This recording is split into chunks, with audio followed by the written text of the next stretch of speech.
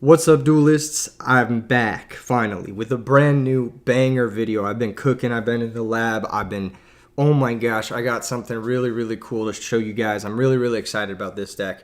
Anyway, I've cooked up a brand new deck. I've got 8 matches for you guys versus RBET topping players playing meta decks, and I've got tournament footage playing this deck myself as well. So now, even though I did invent this deck myself over the last few months, I've been working on it like a little bit behind the scenes. I do have to give a lot of credit to a couple of users who helped me with a couple ideas. User Voss, I'll put their discords here. I'm actually editing this video. I know, crazy, right?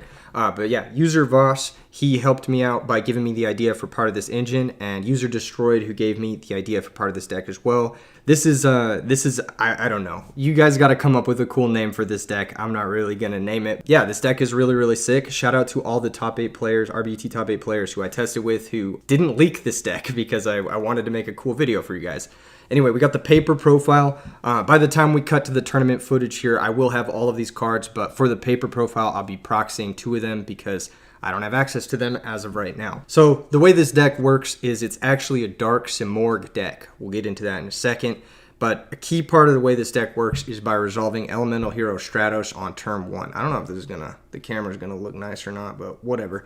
We'll see. We'll see how it looks in post, I guess. Yeah, so Elemental Hero Stratos, this is kind of your key part of your deck.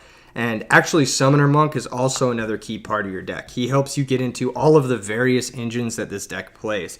He makes this deck super consistent. He gives you a second way to get to Stratos, on top of the other 3 ways we're playing to get to Stratos: 2 E-Calls and 1 Rhoda. So you have 5 ways to get to Stratos turn 1. The cool thing about Stratos in the Dark Simorgh strategies is that not only does he work with your payoff, which is Dark Simorgh, he gets you a wind and a dark all at once, but he also works with your follow-up, which is Different Dimension Reincarnation, which we'll get into in a second. So yeah, just get to Stratos turn 1. That's a pretty big part of your game plan. The E-Call's only target is Stratos, but you have a billion ways to pitch them, Summoner Monk being one of them. And I'll get into the utility of Summoner Monk later on. So you have 5 ways to start Stratos, which is, I think, as many as you can afford to play without cutting into the deck's engine too much. For the heroes that you search off of Stratos, I play 1 Dasher and 2 Malicious. This is it. For the longest time, I was trying to force Destiny Hero Diamond Dude into this deck, and it just didn't work. But these 3, you actually do need them for a various number of plays. You guys will see in the replay, there's some OTK setups with Dasher, and there are some OTK setups, well, there's a ton of OTK setups with Destiny Hero Malicious. So yeah, that's pretty much that. You search one of these guys off of the Stratos, and then you convert them with either a discard or a brain control or whatever. You get the idea. And then for the rest of the, like, I guess, generic dark engine, you do play 1 Plague. You get into him off of Dark Grepher, and you do play 1 Dark Grepher, which obviously, as you can see, I do not have a Dark Grepher on hand as of recording this. I will have it for the tournament replays, of course, but yeah, I don't have a Dark Grepher. Leave a comment below or something, and I'll raffle off this awesome proxy, and one of you guys can get it or something like that. I don't know. We'll figure it out. I'll give it away at the next RBET or something. But yeah, Dark Grepher is really important. There's a million OTK setups, which we'll get into with Stratos and Grepher, so you have to play it. And you actually do get 3 copies of Grepher in this deck between the Rhoda, the Monk, and the Grepher. And Monk for Grepher comes up quite a bit. So that's kind of like your Stratos Dark Grepher package. And then the next part of the deck is actually the dragon part of the deck. So this deck is like kind of half a dragon's deck, half a hero's deck. It's like D-Hero Dragons. 1 Exploder Dragon. This guy has utility. He comes up a lot, mostly for killing Colossal Fighter. There's other utility. You need a certain number of normal summon dragons that you can banish for red eyes, and Drago doesn't fit that bill, so you have to play at least 1 of him, I think. His utility comes up a lot. He helps you play through Honest. He helps you play under Oppression. He helps you kill like Game 1 Dinah, Game 1 Vanity Fiend if it comes up. It's just a really good utility card that comes up a lot. 1 Blizzard Dragon. It's another utility card. This card's not like exceptional by any means, but it fills the role really well. I'll get into the roles in a second. I'm just going to go through all the monster lineup and all the deck lists, and then I'll talk about what the cards do a little bit more specifically. 2 Quackimero Drago. The 3rd's in the side, but I've considered maining 3, but you can't really fit the 3rd that easily. This card's insane though. It beats like half the meta. 3 Wyvern, 3 Red Eyes. That's pretty much it. These are the best cards, obviously. You do draw them often, but it's honestly not that bad because there's a lot of ways you can just spam the Red Eyes with DDR and stuff, and it becomes very broken, very hard to deal with. You'll see in the gameplay. I'll explain a bit more later.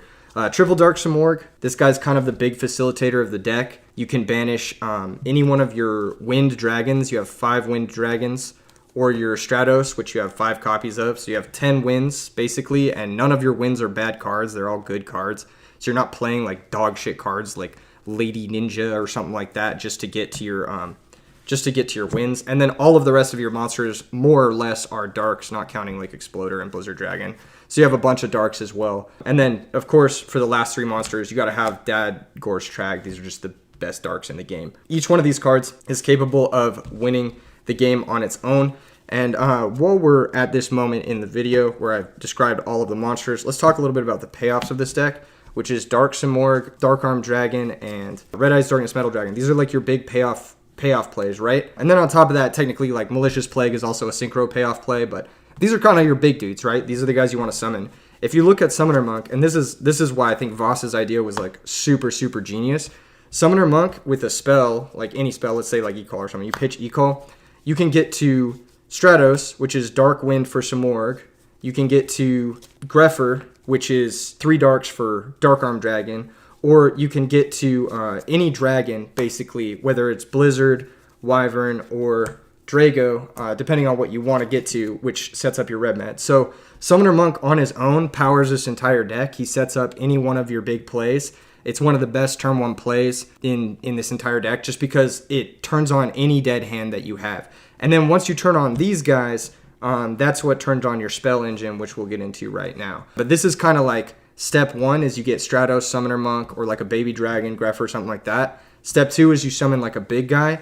And then step 3 is you use basically the heavy recursion engine in the deck to just spam those cards until you win. So right off the bat, let's just get over the broken stuff first. Future Fusion, obviously, you have heroes and dragons, so like you gotta play. It's the best card. It's the best spell card in the format. I would say probably the best card in the format, but at least for sure the best spell card. Card draw, we've got Destiny Draw, Allure of Darkness, and Card Destruction. Not much to say about these cards. They're super good when you can play them. Allure is especially good in this deck because it can set up for your recursive plays. Back row removal, Heavy Storm, Brain Control, or not Brain Control, Giant Trunade, and Mystical Space Typhoon. I was looking at Brain Control, which is the next spell. These are just good cards. Brain Control wins games. It helps you break through dupe block. This deck doesn't struggle too much with dupe block because you've got Dark Arm Dragon, you've got easy access to Dark End Dragon, and you've got easy access to Bryonic, but it can still struggle with dupe block because most decks can, most decks can get to a point where it's like, okay, I need to close this game out, but they got 2 dupe frogs, and I can't seem to put up 8k. So a large part of your game plan against frogs is just get fast damage and then close them out later with like one of your cards that get stuff back. And then the rest of the deck is just 3 Hidden Armory, 3 DDR. And this is the nuts. This is like why this deck is actually good. DDR can bring back any one of your dragons, any one of your banished cards. DDR with Red Eyes is actually not even a minus, because you bring this back and then it instantly gets your discard back. DDR with Stratos is also not a minus. So you've got 2 ways to DDR basically at face value and just put extra bodies into play. And then it just speeds up your whole deck and gives you reuse of a lot of your stuff. There's an OTK setup with like Dark Grepher and Red Eyes and Malicious and DDR. And basically this plus like a few generic cards gets you, or I think it might even be 1 generic card gets you to an OTK. Because you can Grepher, pitch Mally, send Plague, Mally Plague, make Dark End pop a guy, banish Dark End for Red Eyes, DDR back the Dark End, pop another guy, Red Eyes brings something out, and that's an OTK. So that's like something that comes up a fair bit. The deck plays no trap cards. Trap cards are too slow. This is basically just an OTK deck. You're just trying to kill people or stun them until you can kill them, or just spam big monsters until it's good enough to win.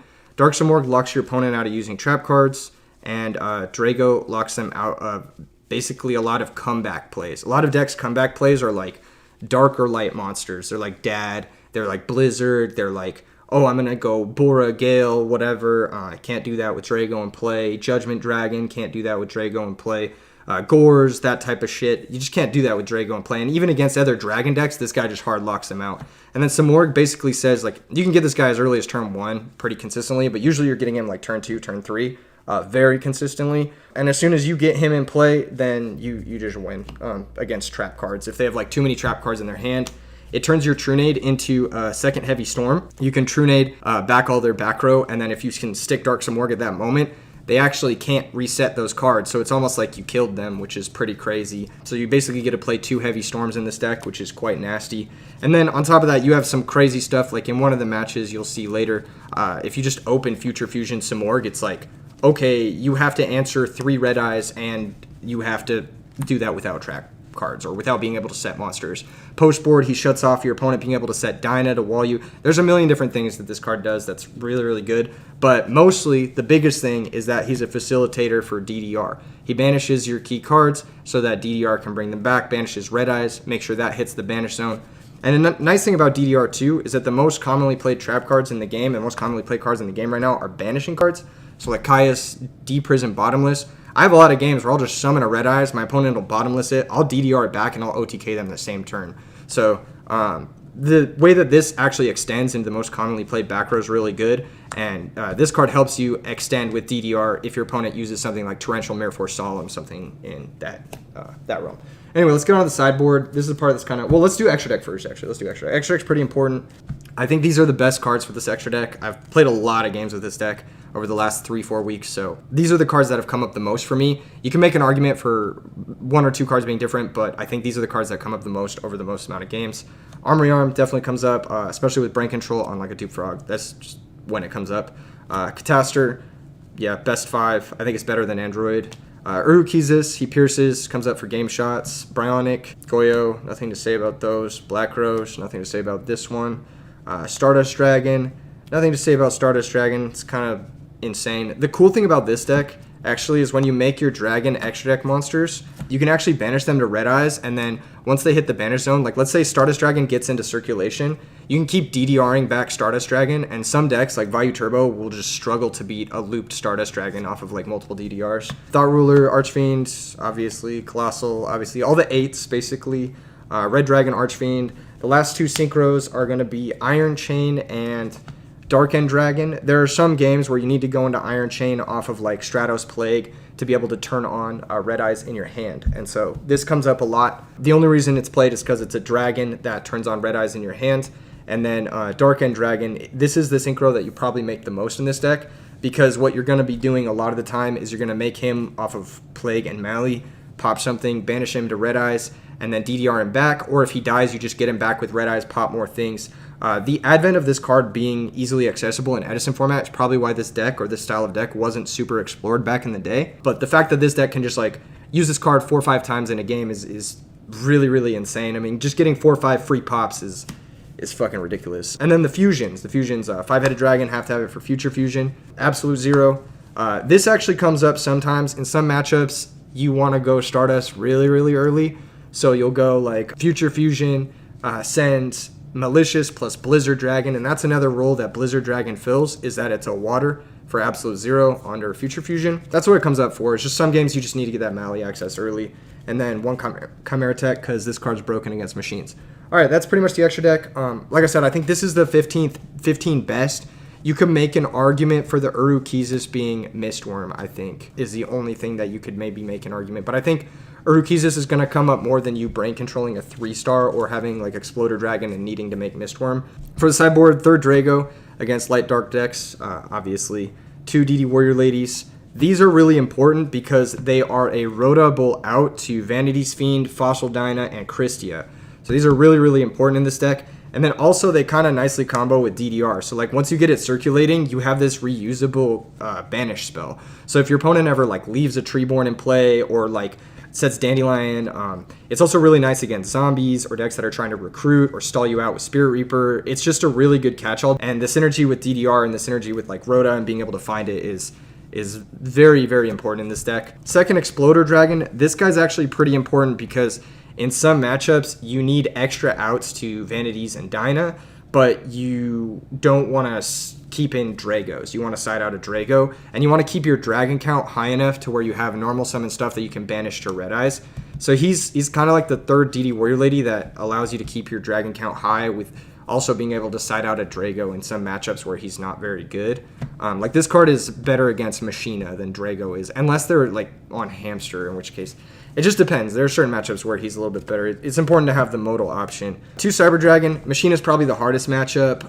Any sort of machine deck's the hardest matchup. This card's actually just really good in the deck in general. So one thing I didn't really mention is that Hidden Armory restricts your normal summon, which normally sucks, no pun intended, but In this deck, you have so many ways to special summon between like Simorgh, DDR, Wyvern, which also restricts your normal summon. You can like overlap these two and get two powerful effects in the same turn.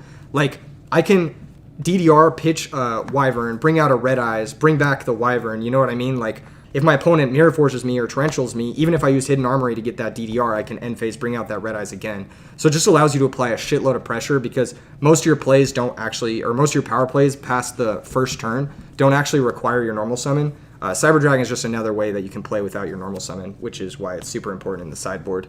I didn't really talk about that too much, but I figured it's self-explanatory. 2 DD Crow, I'm not really sold on these. I'm going to get into this in a second. We'll come back to that. 1 Soul Release, I think is good to have this card just as a one-of to banish multiple cards. It's good against Avarice decks, good against Lightsworn, whatever. The card that's been overperforming for me is Power Pickaxe. So this is something that is pretty rare in Edison format, and part of the reason why I wanted to play this deck is that most decks don't have in-engine Graveyard Hate. You're just like, okay, I just hope I draw my Graveyard Hate versus Frogs. Or I hope I draw Sangan to search DD Crow versus Quick Draw or whatever. But this deck actually has a way to search its Graveyard Hate, which is crazy. Power Pickaxe is only one of like 6 or 7 cards that affect the graveyard in Edison format with regards to banishing. And it's incredibly strong. This is a proxy, but if you guys don't know what this card does, you equip it to a monster. It can target a monster in your opponent's grave, or I don't know if it's a monster or card, but whatever. You banish it, and then your monster gets 500 attack till the end of the turn, which is actually super important because if you look at your monsters like Drago or like Cyber Dragon or something like that, this comes up a lot. This setup comes up a lot where you go Cyber Dragon, Hidden Armory, search Power Pickaxe, play it, banish their Treeborn, attack for 26. That's pretty crazy. Like that's really, really good pressure. It makes it so that your Drago can crash with Vanity's Fiend, which gives you additional Vanity's Fiends outs versus Frogs. It's just an insane card. In general, well, I'm putting Cyber Dragon in the wrong place, but you guys get the idea. Yeah, so, yeah, pretty important card. I think what I want to do moving forward is maybe cut one of the DD Crows and then add a second Power Pickaxe because it's just been overperforming. And the fact that you get to use it multiple times is also very broken. You'll see it in the replays, this card doing a lot of work. This card probably does most of the heavy lifting in the sideboard. This card and DD Warrior Lady, just because they are in engine and they are searchable, so... Yeah, really, really cool to have sideboard cards that are in engine. And then the rest of the sideboard is like trap cards. Decree, you don't play trap cards, so just shut off your opponent's trap cards. It's free. In heavy trap matchups, it's like almost an auto win. It's a floodgate. 2 Mask of Restrict, this is for Frogs.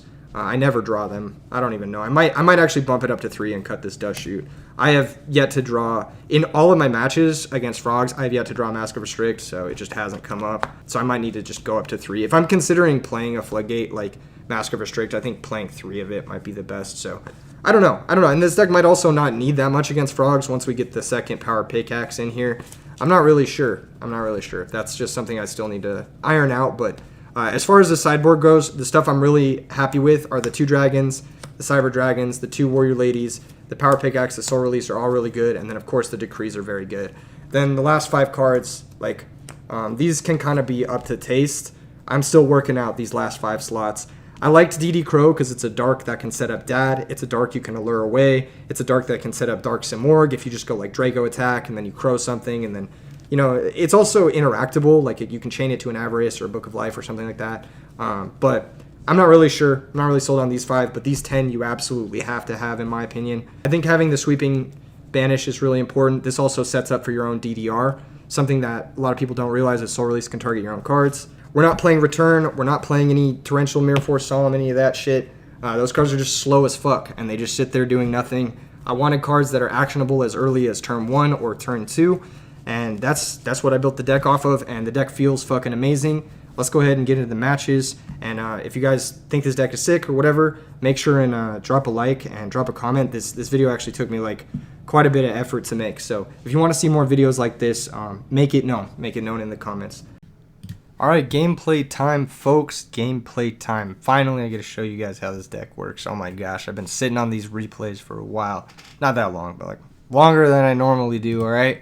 Let's get into it. The first match is up against Ungo. He's topped RBET before. You know the vibes. Most of these are going to be against really competent decks. Actually, all of them are. So just good quality stuff from good quality people that I tested with.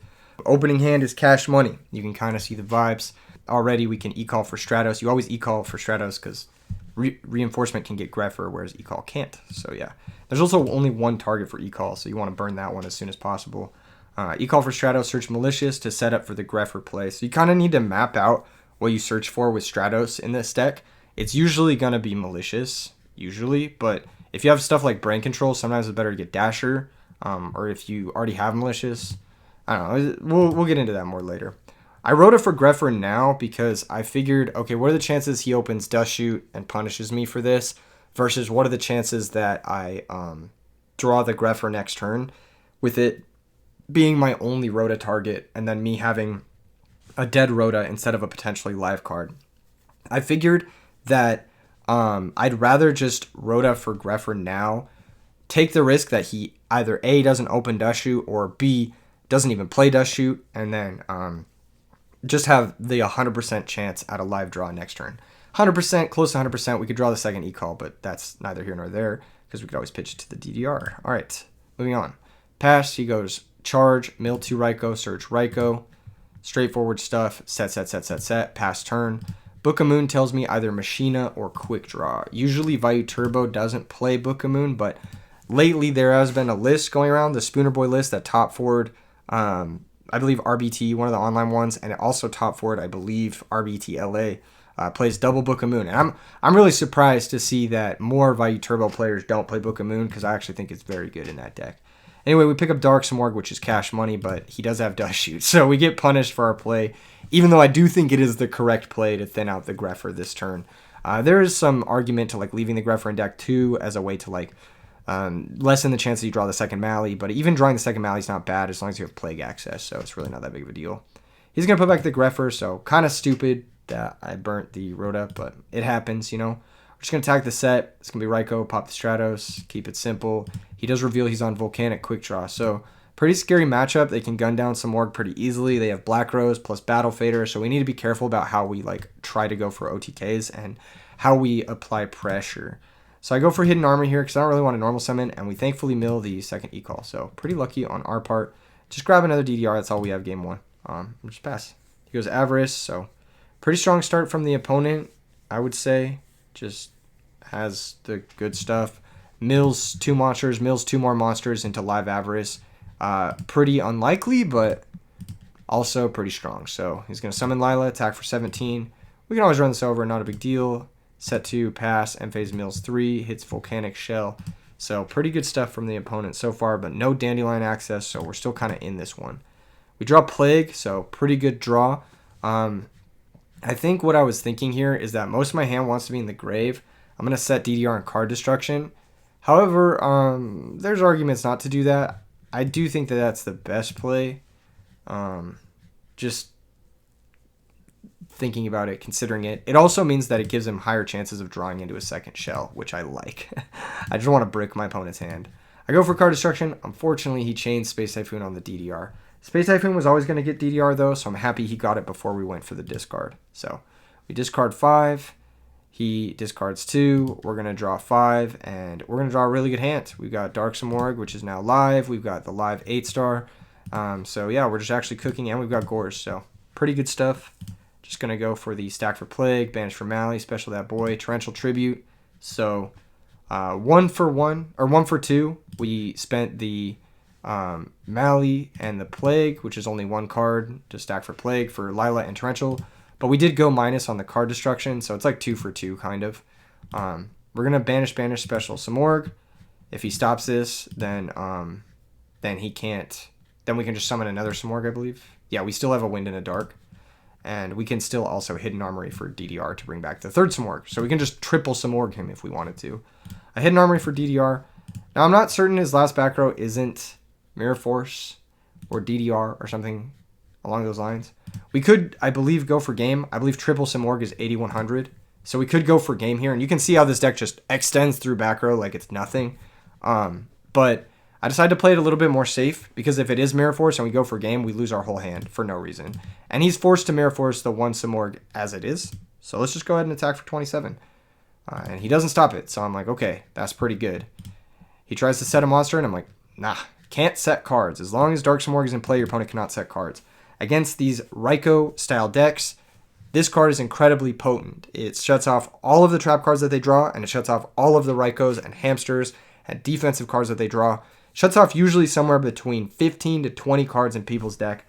So it's a really, really, really, really strong card, especially if you can stick it when the back row is clear. So yeah, that's kind of the vibes. This card is really disgusting. He just passed his turn. We draw Red Eyes, which is an insane draw because if we get that guy in the grave, we have a Wyvern, which can bring him back. Actually, we have 2 Wyverns.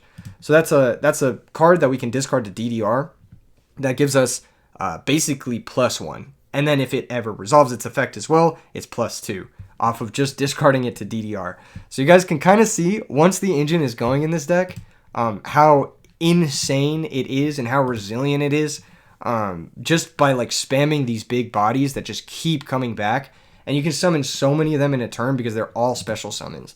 So the way this deck works is just like, when you think about it, you don't really get it, but then when you're playing it, you're like, okay, this deck's fucking crazy. So yeah, this is, I think, a really good first match to show you guys how it works. Just attack for 27. We have infinite ways to go for game if he ever kills this. So yeah, at this point, it like doesn't even matter. He searches Blaze. I'm like, whatever. Blaze pops some Morg. Okay. Still has to pay 5 to get the shell. Like, that's fine. Pop the Smorg. That's fine. We draw Dad. Oh my god. You guys get the idea, right? You get the idea. Once Stratos resolves, your whole deck just like falls into place nicely. DDR, pitch Red Eyes, special Stratos, and as you can see, like, even Red Eyes being engraved is just like crazy for me. That's a crazy amount of resources. Stratos searches for the Dasher. So the DDR was just straight up a +2 there. You can see the power of DDR in this deck, being able to discard cards that give you grave effects, while also not using your normal summon, so you can still use those grave effects in the same turn. Go ahead and special Dad, priority pop the back row, and he concedes. So yeah, broken ass deck, and it does broken ass things. Card destruction was pretty useful that game. It's not always useful though. I do like to side it out. So in this game here, we do open Stratos again. He opens Set Monster. This game, I believe I play pretty terribly. I summon Stratos. I search for Malicious. I attack his Set Monster. It's Sangan. He searches Lone Fire. Is it this game that I play terribly? I'm not even sure. There's one game in this series where I play pretty terribly. It might be this one. He goes Lone Fire to Titanial. Whatevs. He goes Quick Draw, pitch Dandelion. Now, the only reason you would go double Lone Fire before going for Dandelion and not leaving a Lone Fire in play is if you signaling that you have Avarice, maybe. But I don't really understand this. If I was the opponent, I would have done the Quick Draw Dandy first, then sacked one of the tokens, got a second Lone Fire in defense, and then had a Lone Fire instead of a token. I think that's a little bit better because that Lone Fire can level up into a Dandy on the next turn provided it survives. So he attacks for 1,000, so a little misplay from Ungo here, I believe. We're able to drop Gores on the 2,400. As it appears, though, we still can't get over this Titanial, but we do have a lot of pressure in play with the Gores, so looking at our hand, it's pretty fucking cracked. Just go for Monk, pitch card destruction. I didn't even need to drop the Gores, honestly, because I'm just going to play into this Torrential, but I guess I didn't know he had Torrential. Greffer's going to pitch for Plague. Send Plague. I don't know if I could have played. I probably could have played this better. Synchro to Yugioh. He Torrentials. He's at 2 cards. We're at 2 cards. Why did I do this game? Oh, I make the Samorg. Yeah, I don't know if this was the right sequencing. Attack for 27. I think there's something I maybe could have done better. He has his own Gores, and we're low enough to where the Gores plus the Drill Warrior is just going to kill us. I don't know if... I think I needed to out his board, but like... Yeah, he pitched Caius. That's why I needed to go for stuff into the Torrential, because he pitched Caius. And then once he shows the Gores, we just lose. I don't think this was the game I played poorly. There's 2 games in this set. I think there was one game where I like punted the game. I actually make a lot of misplays in this. The deck is very deep. It has a lot of lines of play. It's very consistent too. So like... it plays a lot like a modern deck where you just have your whole deck in your hands and you're kind of just like, okay, I need to figure this line out. And then you kind of need to just like figure it out in an appropriate time frame, which is the first time I'm actually experiencing this in Edison format where you have such deep decision trees in a deck that it can actually cause you to be a little bit slower than usual, which is another reason why I'm recording these in post, is because the deck takes a lot of thought. I'm going to be real. It's really hard to commentate and play a deck like this in real time.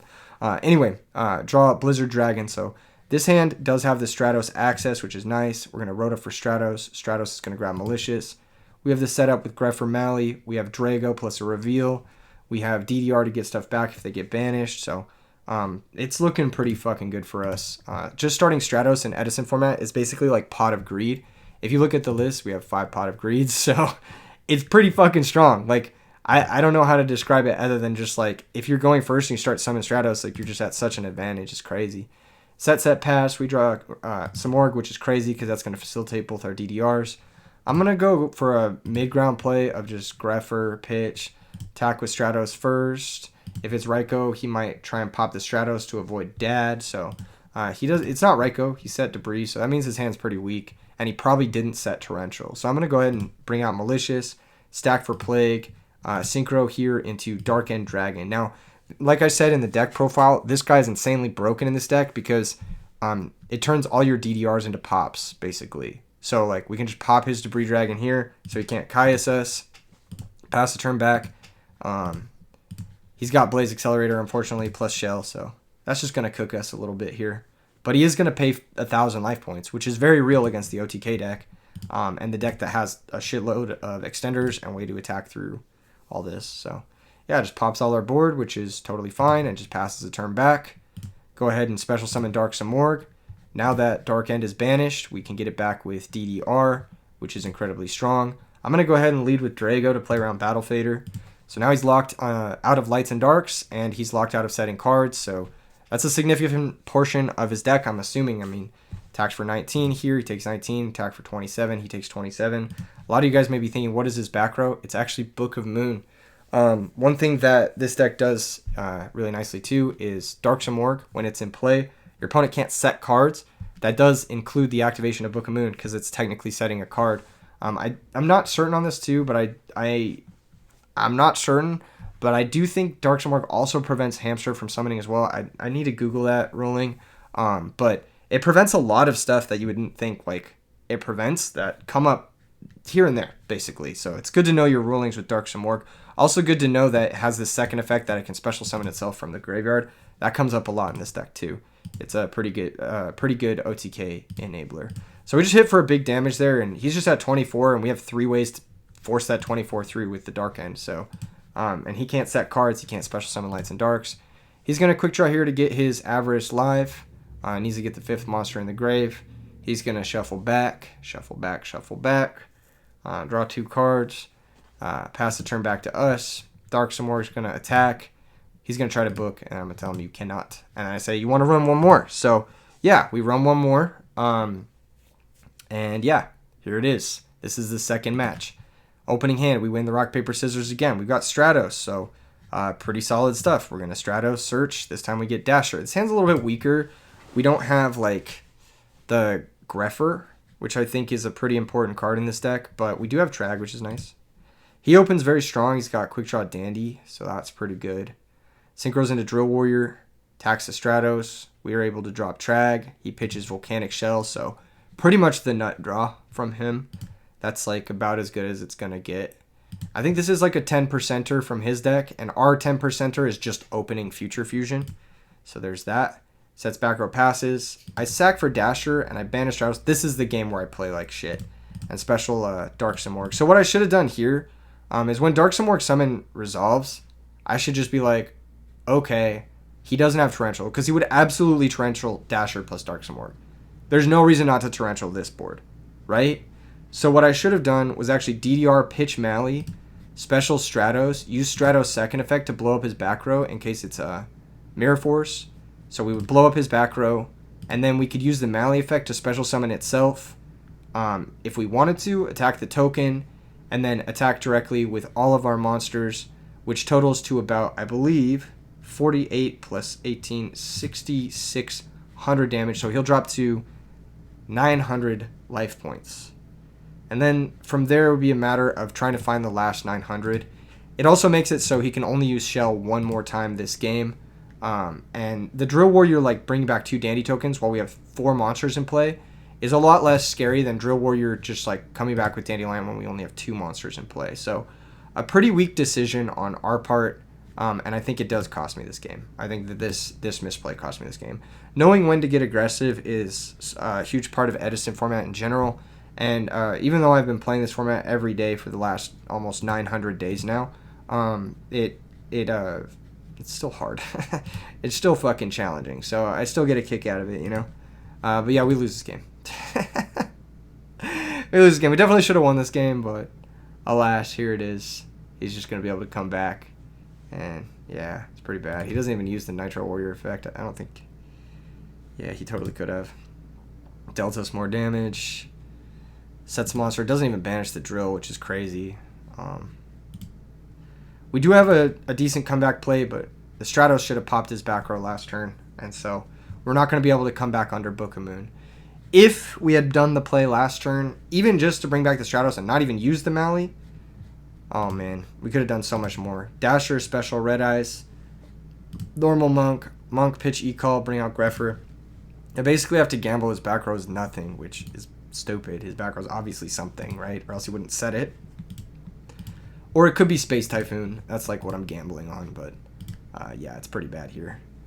Go ahead and make Dark End, try to pop, and once you get this set up, Red Eyes Dark End, it's pretty good. It's pretty hard for your opponent to break through this because Red Eyes brings back Dark End. That's 2 big bodies plus a pop. That's disgusting, right? But he does have Book of Moon, and that does shut down Dark End Dragon because Dark End Dragon needs to lose the attack and defense to resolve. We lose this game pretty handily, so yeah, we'll just go next. There's nothing you can draw from that point. We had too many Darks engraved to top deck dead. Future Fusion would have been interesting, but he just has too much pressure, and yeah, Drill Warrior coming back every turn is going to be tough. So we get to go first, game 2. We have a pretty strong hand. First time not opening Stratos, so you can kind of see the idea of what this deck looks like when it doesn't draw Stratos, and it's still pretty fucking good. I mean, you still have Drago to beat down. You still have Blizzard Dragon to lock things down. You still have DDR to like play, to extend play, Red Eyes to extend play, Dark Samorg. It's all about how you apply aggressive pressure with this deck. Just going to double Armory. Now, we do mill Dasher, which is pretty lucky, but if you look at the deck list, Hidden Armory actually has about 10 good mills, which is crazy. Milling Wyvern is great when you have Red Eyes access, so that's 3 right there. 2 Mallies, so that's 5. Plague is 6, and Dasher is 7, and then Dark Samorgs are technically a pretty good mill. Especially if you're searching DDR because they can facilitate some sort of big aggressive push or even facilitate a turn 1 Dark Samorg, even done at -1, is still very, very strong and usually locks out at least 1 card from the opponent's hand, so it's usually worth doing. So you have at least 10 good mills, and that's not even counting, like, I believe the Red Eyes plus Wyvern combinations you can get later in the game. So good shit. All right, yeah, so we get our 1 out of 10 here, which is pretty lucky. Hidden Armory, Mill Greffer, not great, but it actually is pretty interesting because if we can get the Greffer banished with like some Morg or something like that, we can DDR it back and then get Plague access, so that's pretty cool. It just shows how powerful Greffer is in this deck because you can get it back and then get access to all your synchros and then go for game. He's going to charge the Light Brigade, Mills Vanity's Fiend, and this is my misplay for game 3, which you'll get into. I don't pay attention to the Vanity's Fiend. I don't pay attention to the Vanity's Fiend at all. I should have paid special attention to him having Vanity's Fiend. We draw E-Call, so we get Stratos access, which is pretty nice. Stratos is going to search Mally, and now we can just kind of cook him, right? Stratos attacks, pop, mills 3, special Dark Samorg, pass turn. He can't set cards, so what are you going to do if you can't set cards here? Avarice? Okay. But even if he had gone for like Debris, he has no target that can help him get over the Samorg. He would have to like Black Rose, and he doesn't have a 3-star down there, so pretty lucky for us. He's going to go ahead and pitch Dandelion end phase to hand size. Otherwise, he would have had to normal summon it because Dark Samorg makes it so he can't set it. So looks like Dark Samorg's putting in a lot of work. On our turn, we're going to have a really, really cool play that I think you guys are kind of piecing together if you're watching this video and you're a big combo fan. We draw a Heavy Storm. Pretty useless, but going to go ahead and DDR pitch Drago. So free pitch on the DDR because we're going to be able to bring that back with Red Eyes. Bring out Greffer. Greffer pitch Malicious. Send Plague. Plague stack Heavy Storm because not using that card this turn at all whatsoever. Special Plague. He has no Crow. Mally going to banish. Special out. Synchro into Red Eyes or Red Dragon Archfiend. Normal summon Blizzard Dragon. Banish Blizzard Dragon. Special Red Eyes. Red Eyes bring out the Drago from the grave. And this is actually game through 2 Dandy tokens, through Gorge, Trag, and Fader. So yeah, pretty big OTKs. And this kind of goes to show you guys like how insane these OTKs with this deck are. Like, you can usually just play your entire hand the second you get an opening. The second you get that open game shot, the second your opponent doesn't have a background play, let's say you like pseudo cold wave them with a Dark Simorgh, you just win the game. It's fucking crazy. Now if they had like a set monster here, for example, imagine we just make Dark End instead of Red Dragon. You know, there's like a bunch of different ways to approach this. Let's say you want to make a more resilient end board, you can make Stardust here instead of Red Dragon. There's like so much stuff you could do differently. We could have made Bryonic and bounce something instead of making Red Dragon. So you can see like there's so much lines of play. There's so much dexterity in this deck, and I really believe in it. I actually think it's a super, super strong deck. But yeah, we didn't take note of that Vanity's Fiend. I was too focused on my own game. So for games 2 and 3, normally we do have a fair number of outs to Vanity's Fiend. You'll notice we have the Exploder Dragons, 2 of them, double DD Warrior Lady and Rhoda, so that's at least 5 outs. And then on top of that, you have Pickaxe plus Drago, Pickaxe plus, I don't know, something else you could get into play early, or you could prioritize getting something into play early. And then on top of that, you could also, what was I thinking? You can use Blizzard Dragon to lock. So you have like soft 6-7 outs to Vanity's Fiend and 5 hard outs. But because I wasn't paying attention, I just didn't side in any of my Vanity's Fiend outs, which you absolutely have to do. If you ever see Vanity's Fiend, you just need to side him in preemptively, just because Vanity's Fiend kind of fucking rolls this deck. Yeah, so Stratos, search Malicious, and your outs are in engine, right? Like you can search DD Warrior Lady pretty early often and just keep it in play, make it difficult for them to Vanities to ever do anything. And then on top of that, like if you just get a big guy into play, like it's pretty difficult for them to ever like get over that with Vanity's Fiend alone. They need like specifically Brain Vanities. He's going to be able to pitch special quick draw because he milled a shell and then sack for Vanities. You'll notice my hand is a little bit soft to Vanities, so he's going to attack for 24. We still do have the main deck Exploder Dragon, and we have the main deck Blizzard Dragon, which we can draw into, but obviously having 2 DD Warrior Ladies, the 3rd Exploder Dragon, and the Rhoda being out, so 4 additional outs, would have been amazing, but we just don't have them. Pays 500, searches another shell.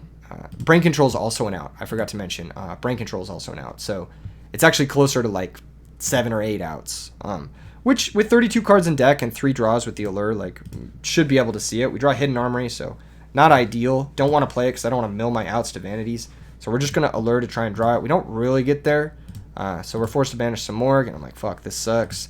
I'll normal summon Grepher, thin the Plague out of the deck, so at least we're kind of grave set up for the next turn. Pass the turn back. It's also going to give us a life buffer. He summons Sangan. He attacks over the Grepher and attacks directly for 1,000. On our turn, we do draw the out to Vanities if we had sided in the DD Warrior Lady. So you can see how if we had sided properly, if I didn't misplay, this would have been anybody's game still. And I actually really, really like our chances. I mean, we go Heavy Storm, Rhoda for DD Warrior Lady, banish the Vanity's Fiend. We do take 900, but you know, if we can survive the next turn, which maybe we can't. Maybe he just sacks Sangan for Cyber Dragon and then pitch specials, quick draw, and that's enough damage. How much damage is that? No, that's only 2,800. Oh, but he'd be able to summon again. He'd be able to tribute summon something. He'd be able to summon the Volcanic Shell. So maybe we just lose this game no matter what. But definitely would have been nicer to have the Vanity's Fiend outs in the main deck. So here I go, Drago, attack the Sangan, just to see what he's going to search in case I play him again in the future. And alas. So I made 2 crucial misplays in the second match here, but you guys can kind of see the dexterity and the depth of the deck, and I think it showcased a lot of the deck strengths before we hop into the future replays. All right, moving on. Next replay. I do lose this game, by the way. I do lose this game to the Vanity's Fiend because I didn't side in the outs like a silly boy. Like a silly, silly boy. All right, moving on. Next replay is versus Happy Pills. You guys may recognize him. I've played against him in a bunch of 8-man tournaments on the channel before. Very solid player. And yeah, we just finally opened Future Fusion. So out of 6 games now, first time seeing Future Fusion. This happens, I believe, in about 10% of games. It's a little bit hard to say because we do have card destruction as well as Allure and Destiny Draw. And we have a lot of ways to thin the deck. So it's like kind of hard to say like exact percentages on how frequently. Oh, better close that one. Exact percentages on how frequently we are gonna see Future Fusion in the opening hand. But obviously, when you do see it in the opening hand, you instantly win. Like, this card is just fucking ridiculous in this deck. You just have perfect Grave set up. We can Hidden Armory turn 1 as well, because we're not going to normal summon, and still put a Red Eyes into play. So now I have Red Eyes, Drago in Grave, Blizzard in hand to reveal to Drago.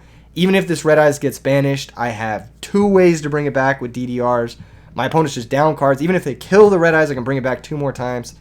It's over. Game's over. It's just very, very difficult to come back from this play. He's going to summon Armageddon Knight, send Plague, stack for Plague because he's forced to do this. Synchro into Bryonic, pitch, bounce both our cards. I'm like, okay, interesting. This could get dicey. This could get dicey if he has specifically Royal Oppression. He's going to use Value to bring out Armed Wing. So if he has specifically Royal Oppression, plus this crazy sequence of draws, we actually might lose this game still, which is crazy. He's going to go for set back row pass. We're going to draw a Hidden Armory. So as long as his back row is not Royal Oppression, we should be fine. But who knows? DDR. This is kind of our oppression check. It's just DDR. Bring out Wyvern. Spanish. Special summon Red Eyes. Red Eyes effect. This is going to bring out Wyvern from the graveyard. He's going to reveal that he's on Torrential Tribute here. And now it's just a wash. Like, we're just up 6 cards to 1.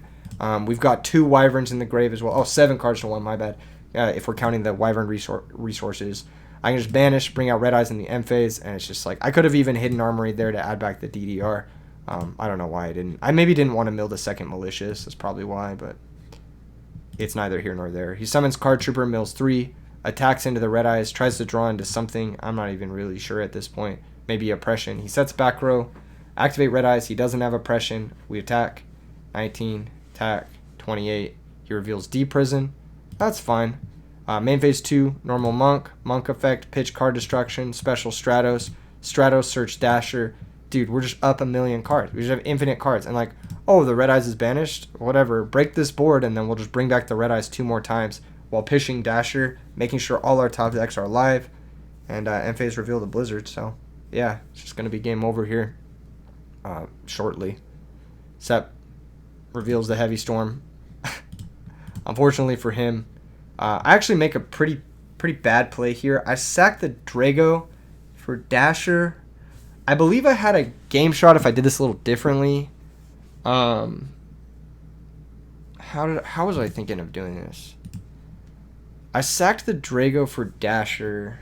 No, I think this is still just a game shot. Monk, pitch, Rhoda. This is weird. I think I have a game shot here. I was trying to get a game shot through Mill Necro, I think. Special another Drago. Man, this was stupid. What was I doing? I should have just DDR'd back the Red Eyes. What am I doing? What am I even thinking? What am I even doing? This is a horrible what am I even thinking? I'm just thinking I can't possibly lose. I probably was like alt-tabbed out. I was going to try to tribute Monk with Dasher. Oh, that's what it was. I was thinking I'd tribute Monk with Dasher. But then I realized he can't be tributed. While this card is face up on the field, it cannot be tributed. Yeah, I think that's what it was. But I still think this is stupid. I could have just tributed the Drago and then DDR'd the Red Eyes, and Red Eyes brought up... I'm just bad. I don't know what the fuck is going on. Anyway, we just attack. I mean, we're not losing this game, but it's just like... Why am I just missing obvious shit? I'm probably just checked out. That's probably what it is. Anyway, do a main phase 2 because I just want to flex. Whatever. Normal Armageddon, send Gardna, attack with the Dasher. Kind of annoying, but like, doesn't really fucking matter. Attack for 19. He drops 800. Brain control is no longer on the table. He can't special summon Darks. And yeah, we're going to go to game 2. So yeah, I don't know what the fuck I was thinking there. Holy shit. I like watching myself in hindsight. I'm like, did I have a stroke? Did I get a phone call? Like, what the fuck happened there? That was the most easy, simple kill ever, and I just punted it. Anyway, moving on. Game 2. Opening hand doesn't have Stratos, but does have Drago, so pretty good card. Armageddon Knight, going to send Value, like, whatever. Just summon Drago, attack over Armageddon Knight. Thankfully, the opponent has no back row here. If they had, like, a D-Prison or something, it'd be an interesting game. They'd probably D-Prison the Drago, and then we'd have to think about, like, whether or not we want to DDR the Drago or how we want to approach that, but Because he has no back row, it's like pretty straightforward. End phase reveal Exploder. He probably has Sirocco though, because he did send Vayu. So Sirocco clearing our Drago is possibly on the menu here. He does have Gale. So it's not Sirocco, but it is Gale. So he does have the out to the Drago. Runs over the Drago. Our little guy's going to die. And he doesn't have back row still, which is kind of crazy. So I'm like, oh, all right. Must be a monster-heavy hand. Unfortunately for him, if he doesn't have Dark Grepher, or even if he does have Dark Grepher, we have the Drago to stop like any sort of crazy monster-heavy hand plays. It's possible he also has like Brain Control and stuff, but I thought he might have used Brain Control on the Drago there. I'm not really sure. Anyway, I shotgun the Allure, Jatsu, banish some more because I can DDR that back. Go ahead and normal Exploder, banish it to Red Eyes, activate Red Eyes like a dumbass. What I should have done was DDR Pitch Plague, bring back Dark Samorg first. My sequencing is so bad in this match. What was I doing? Bring out Drago. Oh shit, I can't even bring out the Samorg. I'm like, what the fuck was I thinking? I was supposed to do that first, obviously. But alas, here we are. And then I could have even... I think I could have game shot here. Hold up. If I go... DDR back Samorg... Stack for Plague... Special out Drago, make Bryonic. Can I game shot with Drago in play? I don't think so. I don't think I could game shot with Drago in play.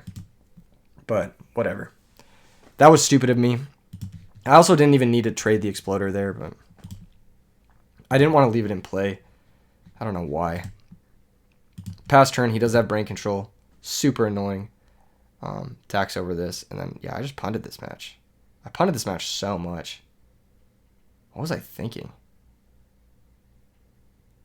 Oh, he can't out the Red Eyes. Jesus, what a fucking sloppy match. What a sloppy match. You guys didn't sign up for this. You guys signed up for competitive play. I am demonstrating very uncompetitive play here, but you know what? My opponent is trying his darndest and still getting fucking rocked by our deck. So you guys get to see how easily this deck beats up on Vayu Turbo, I guess. I don't fucking know. Stack for Plague, bring out the Drago, Synchro into Bryonic, finally not being an idiot about my kill combo. And yeah, he did have Gorge, so yeah, it was right for me to keep the Drago. Wow. I played this game so bad and I still won. I almost feel bad. But yeah, this deck just like, it just rewards you playing like an idiot sometimes, and this was definitely one of those games. But yeah, pretty solid matchup into Vayu Turbo. I'd say favorable matchup into Vayu Turbo. Moving on to the next match. This is versus the Champ 2020. Strong player. I can't remember if he has any tops. He might have one in an older season, but he definitely plays in a lot of the tournaments online, and we've covered him in RBETs before. Yeah, Roto's going to search for Strato. Strato's going to grab Mally, and you guys can see the OTK setup here. We have the DDR, Grepher, Mally, Red Eyes OTK setup already, so that's pretty much game. He's going to go set, pass, and that's tough for me because now we're going to get dust shooted, and we can't really go for our fun little OTK setup, but that being said, we can still just poke for 18. What are you going to do? You have to deal with the Stratos. The nice thing about this deck is that the setup is also pressure. So it's like your opponent has to spend cards on these, or else they're just going to lose to it. Hidden Armory, Mill Dark Samorg, grab DDR, because I'm not going to normal any further, and just pass. He draws another card for turn. Normal summons Gale, so revealing he is on some type of either Blackwing or Vayu Turbo style deck. Usually. Sometimes other decks play Gale like zombies, but usually it's Blackwings or Vayu Turbo. I'd say about 20% of the time. Attacks over Stratos. We're going to lose Stratos. We draw Future Fusion, and now I'm like, damn. He might have Royal Oppression down there, which could be really tough. Let's go for Future Fusion as a Royal Oppression check. If he has Royal Oppression, I'm thinking he'll flip it to negate the Future Fusion, and then his last back row will probably be like a Bottomless or something like that. We'll go Blizzard Dragon, lock the Gale. He'll Bottomless the Blizzard Dragon, and then we'll be able to drop Gores. It's not great, but it'll do. This is going to resolve. We're going to normal Blizzard, priority target Gale, banish for Red Eyes. Red Eyes bring out Wyvern, and he's going to flip D-Prison on the Red Eyes. Wyvern's going to attack the Gale. Things are just going to go our way here because he's actually on multiple spot removal. Actually, not multiple spot removal. He's on Legacy plus D-Prison. So, just things are just going to go our way. Future Fusion's going to resolve. Red Eyes is going to get banished, but who cares? We can bring it back basically for free next turn. It's just kind of going to be a downhill fight for him here. He has Sirocco to run over the Wyvern, but we have so many bodies to just bring back. It like, doesn't even matter. D-draw Mally, so finally drawing into some nuts D-draw moments to show off that power. Yeah. End phase, just bring out a Red Eyes, be like, all right, deal with this again. Next turn I get 5-headed Dragon. He's going to have to deal with that. And then on top of that, I can go Giant Trunade DDR for the OTK combo once I've forced his back row. So he's going to draw. He's just going to attack, spend Kalut. One thing that I think he could have done a little differently here is actually normaled the Kalut and then pumped and attacked over. I'm not sure if that's better, but it keeps the Kalut in play, which gives him an extra body for something like Icarus attack. So he's going to run over the Red Eyes, pass turn back. We're going to get 5-headed Dragon. He's going to bottomless that, and I'm like, totally okay with this.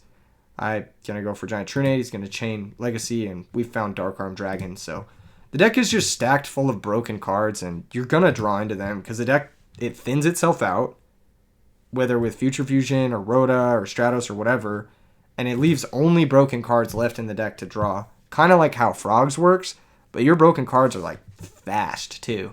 So that's terrifying. And then we've got Dad, DDR, bring out Red Eyes, bring out double, whatever the fuck. And I'm like, yeah, I ripped Dad Trunade or some shit like that. I just had the nuts that game. I just had the nuts. So he's playing Black Wings, which is, I'd say, an interesting matchup. The game plan for this matchup is very much out oppression and then just overwhelm them with card advantage. Black Wings doesn't gain card advantage that easily outside of Whirlwind and Oppression. So as long as we can keep those cards clear, we're kind of chilling. That being said, my deck doesn't have a ton of Whirlwind outs. So I've been thinking maybe adding Twister to this deck in the sideboard. I'm not sure over what, but just one Twister, just so we can have an extra Whirlwind Oppression out. Because as long as those cards are gone, Black Wings isn't really threatening you that much. Like, what are they going to do? Collude over Red Eyes 6 times? Like, it's just not going to happen. You have Drago to lock them out. They just have to have Collude every single time they attack you. That's pretty much it.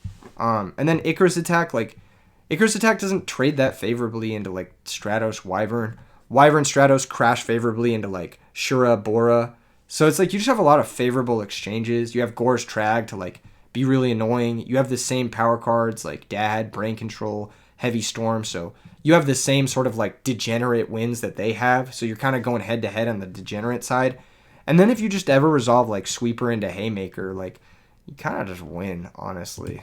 Which one was it? All right, that was Happy Pills playing Bayou, and where were we? Okay, here we are. So, yeah, DD Warrior Lady is also a super busted card versus them. You can kind of just loop DD Warrior Lady infinitely, run them out of monsters in the graveyard, and then have a couple Red Eyes close out the game for you, or a Samorg. So, yeah, he sets, passes. Does he have Dust Shoot again? Nope. We're going to set Warrior Lady here. I don't really want to get it bottomless quite yet. I just want him to summon a Sirocco or something and get banished. He goes Legacy. He's got Whirlwind. He's got Bora. So not a good look for us. He does have the Whirlwind. We don't have an out, but maybe we can figure something out. He attacks into the DD Warrior Lady. We're able to banish. And we draw Exploder Dragon. So kind of an interesting hand. Kind of a difficult one. We don't have Stratos. We don't have Rhoda. We don't have Samorg even. We don't have Drago. We don't have... There are so many cards that we could have in this hand that would make this hand insane, and we just don't have them, unfortunately, which is tough. So, couple of options. We could just set Exploder Dragon and stem the bleeding a little bit more, but then we lose our access to Red Eyes. I think I just pass. Or Hidden Armory and then pass. We mill Dark Samorg, which is kind of interesting, but would have been nice to mill a dragon. Unfortunately, we just don't. So we do get a good mill, quote unquote, but yeah, having triple DDR in hand without having any of our facilitators, any of our openers, or just any of our dragons is like kind of ugly. He summons Kalut, searches Whirlwind. I'm not really sold on Trunade in this matchup in general. You do need to out Oppression, but it doesn't deal with Whirlwind, which is kind of a big issue for me. So, yeah, I don't know. Kalut's going to attack for 14. Still, we have some time. It's not great, but we have some time. We can maybe piece together an OTK if we find, like, specifically Future Fusion. Who knows? He sets another back row, and we actually do get Stratos. So I'm going to go ahead and e-call and find Stratos, and this can get us going, I believe. Normal Stratos, activate, search Dasher. I probably should have searched malicious here. I attack the Kalut. He lets it go through. Yeah, I probably should have searched malicious. Now that I'm looking at this, could I have OTK'd this turn? How would I have been able to do it? DDR pitches malicious. Brings out DD Warrior Lady. Malicious Spanish. No. There's no way. There's no way. Because we couldn't get a wind in hand. If we had a wind in hand, we could have done that. Well, let's see. Let's see. Hold up. Actually, maybe we could have. So let's say we Giant Trunade, right? So we don't have Giant Trunade. We e-call for Stratos. Banish Stratos and Red Eyes from hand to special Simorgh. Then DDR pitch Exploder Dragon. Special Stratos. Oh, I just punted. Holy shit. I actually think I had this one. Yeah, I actually think I had this one. Oh no, I wouldn't be able to special Stratos. I have to special Red Eyes, right? So I'd have Simorgh play special Red Eyes. Red Eyes brings out Exploder Dragon. Then we DDR again. Well, we'd search Stratos first. We'd get Stratos first. Because Stratos gets us malicious. Oh, we absolutely had game this turn. I'm just bad. Oh, that's so frustrating. That's so frustrating. But it just goes to show you how crazy this deck is, right? Like, this deck just has OTKs. Yeah, so because of the Simorgh effect, we could have banished Stratos and Red Eyes from hand instead of summoning the Stratos. Misplayed even summon the Stratos here. Banish both from hand. Special Dark Simorgh. DDR pitch Exploder Dragon. Special Stratos. Search Malicious. DDR pitch Malicious. Bring out Red Eyes. Red Eyes special summons Exploder Dragon. Then we have 26, 28, 27, and that's game. And Exploder Dragon allows us to play through Kalut. Fuck! I'm so ass! I'm so ass. I can't believe I lost this game. Holy shit. Oh, man. This is really frustrating. But I just want you guys to see. This deck is fucking good. It's really fucking good. You have to be good. I'm obviously, not the best at piloting it yet, as you can clearly see. But the deck is really, really, really good. And it's like, it's just such a sick deck, man. I believe in this deck so much, just because, I can see it. I know it's a good deck because I can see it, Here I just flipped the DDR. Oh my god, I'm so ass. I'm so bad. I'm so bad, dude. Why am I so bad? What am I doing? What am I doing? Okay, what did he have set? What do you have? Did he have Solemn set? He didn't even have Solemn. I could have gone for him last turn. Oh, I'm so bad. Whatever, it's game 2. You live, you learn. You watch these misplays. You live, you learn. Yeah, no, this is just stupid. He shows me the brain control. So yeah.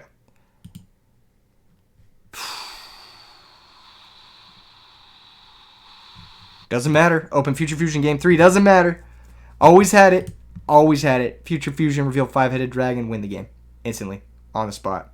E-call for Stratos just to not draw it next turn. And phase bring out the Red Eyes. Pass turn. Good luck, have fun to the opponent.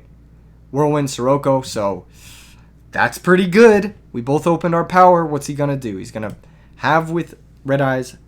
Attack over. Attack directly for 13. What is he going to make? Is he going to synchro at all? He is. He's going to make Colossal Fighter.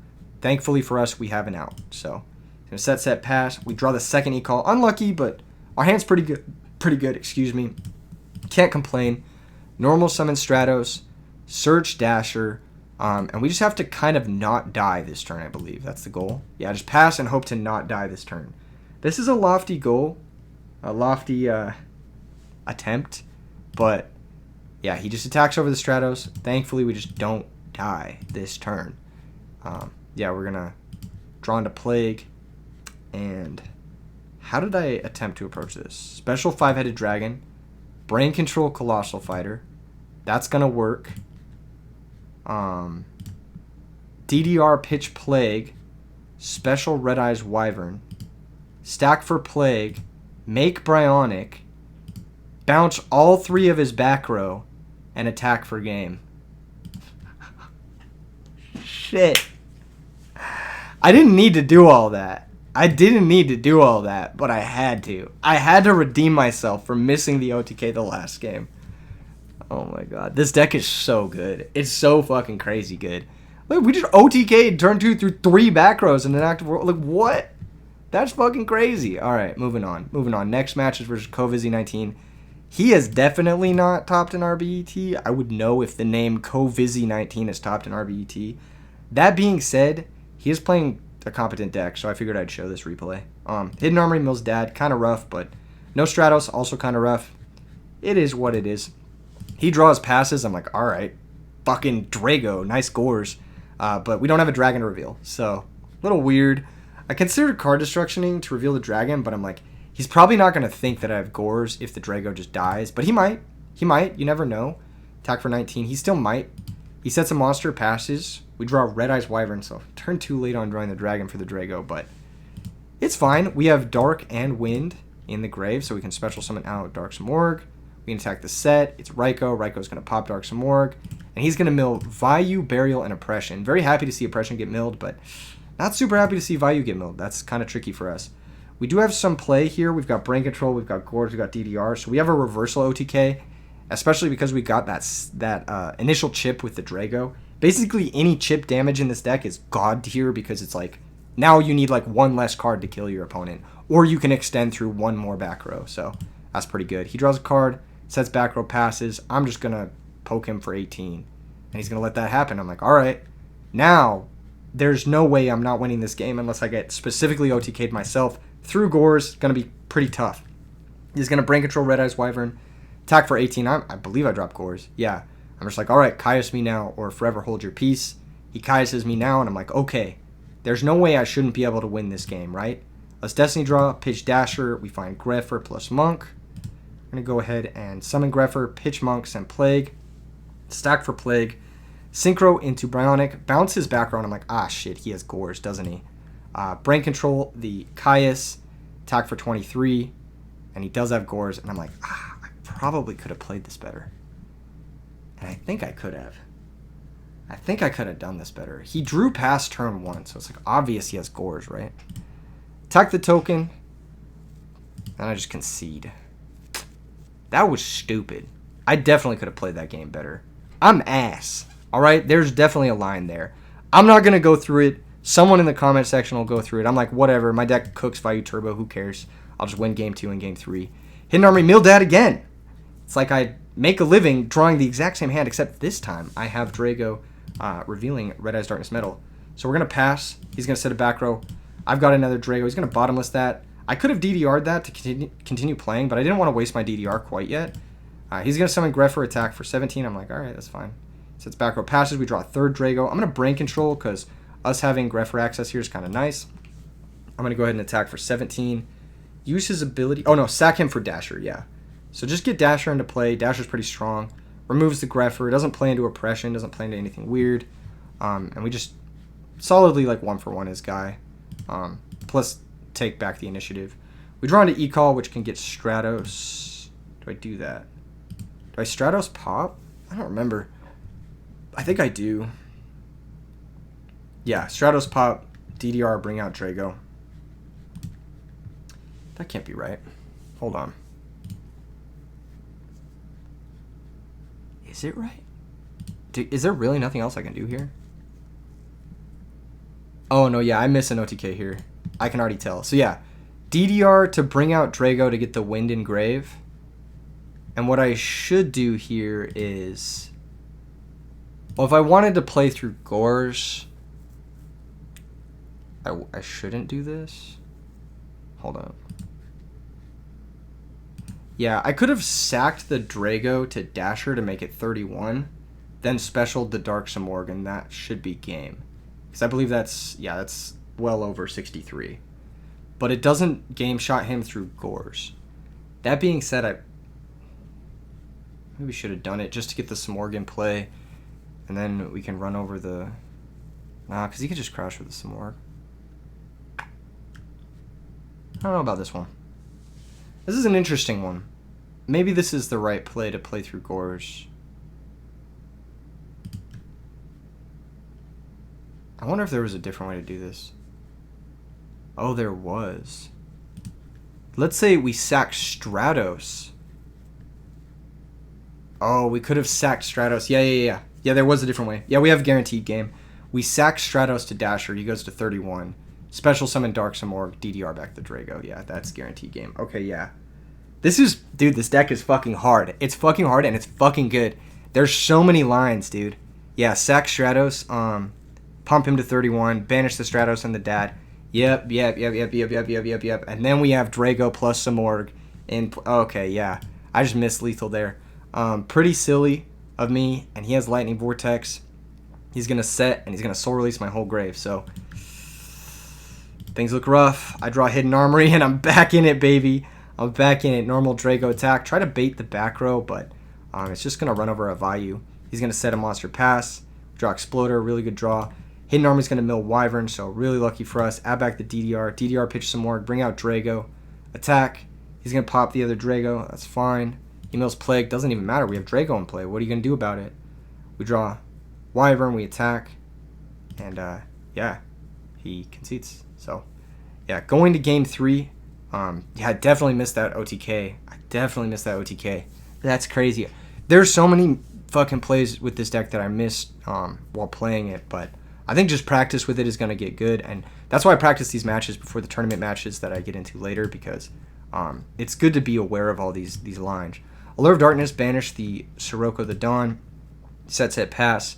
We've got Stratos. This guy pokes into Raikou. We attack, and he reveals he's on Magical Merchant, which is actually a pretty cool tech in Vayu if you're playing like Chaos Sorcerer. I actually think he's pretty interesting, because he like will never mill your Burial, or like he'll never mill your Brain Control, which is kind of cool. I wonder if there's something to Vayu with Merchant. I'm sure there is. I'm sure there is like a build that's like out there that like your opponent will poke into your Merchants because they think it's Raikou, and all of a sudden it's a Merchant, and you're like, oh fuck, that's pretty scary. I wonder what else you could play, like maybe Miracle Dig or something to make this like worthwhile, but who knows. Anyway, pass turn. He has Gale. Gale kills Stratos. Kind of rough. Our hand's a little bricked. Not gonna lie. We draw a Wyvern, and I'm like, damn, this sucks. Summon Wyvern, he bottomlesses. I'm like, okay. Heavy Storm will eventually be good. We'll eventually be able to OTK him. He's not really that set up, so we got some time. He attacks us for 13. Thankfully, no Vanity's Fiend. Set Monster Pass. He did that to play around the Gorge. And then we draw Rhoda, which is like God tier draw. It's so good. It just unlocks our whole hand. So, yeah. Heavy Storm. Rhoda for Greffer. Summon Greffer. Or pitch special Greffer. Mally effect. Banish special Mally. Normal. Plague. Synchro into Dark End. Dark End pop the set monster. Banish for Dark Samorg. Attack over the Gale. Attack for 21. Attack for 27. And he can't set cards, so no Raikou, no Magical Merchant, no back row, none of that stuff. I don't think he has more back row, but he could be on Chaos Sorcerer here, which would be annoying. He reveals that Lightning Vortex again. This card's fucking good against us, but not too crazy good. He is playing Foolish Burial, so he's able to Foolish for Sirocco. Kind of scary. He's going to make Armed Wing. We're looking kind of rough here. And he's got Kaiku the Ghost Destroyer, so I'm like, fuck. He's going to banish Plague and Greffer. My opponent, misplaying like crazy, doesn't realize Dark Samorg can be special summoned from the graveyard. So now all we need to do is top deck a Dark, and we don't. We draw Drago. But it'll still buy us a turn. So Drago run over the Kaikus. Like, that's fine. It'll buy us a turn. Reveal the Exploder Dragon. Pass the turn. He attacks over the Drago. Okay. And then we do draw Dark. So now I'm like, okay, fuck yeah. We've got exact game. Just banish, special to Samorg, normal Exploder, crash into the Armed Wing, and then attack directly with Samorg. So, yeah, able to come back into this game because the opponent made a severe misplay. I mean, didn't read the card, which is like something a lot of players are gonna do against Dark Samorg because it's just not a commonly played card. Crash, pop his guy, attack directly for 27. And yeah, that's gonna be the game. So, cool deck from the opponent. I do like the Vortex Magical Merchant. That's pretty sick. I actually like this a lot. I do like playing Foolish Burial when you've got probably more stuff to send with Magical Merchant than he's revealing here. But Yeah, cool deck. Definitely still like a meta Vayu Turbo style deck, which I think this deck excels against because of the Drago and because of the Simorgh, but was a cool match to showcase, I think, from both sides. A lot of innovation from him as well. All right, moving on. This is against Scoopface, who I believe is an RBET top player, and he's playing Lightsworn. So I have two matches against Scoopface, which can showcase kind of the Lightsworn matchup, which is, let's just say I don't play this well. Let's just say, I mean, if there's anything you've learned prior to me playing this deck, is that it's a very difficult deck for me. I don't know why. I was maybe just like multitasking, or maybe it's because I was sick while I was recording these. There's a bunch of Johns I have for it, but oh my gosh, I don't play this first match well. I don't believe. I go for card destruction, which I'm thinking like, oh, this is gonna be gash. I discard Dasher, Wyvern, Simorgh, Malicious. Like that's 4 good cards to get engraved. So I pitch, draw 4 new cards, and we find 4 pretty good cards. And we discarded 5 pretty good cards from the opponent. So I'm sitting here like, all right, I'm cooking. But it is tough when you card destruction against Lightsworn. You do put him towards Solar Recharge.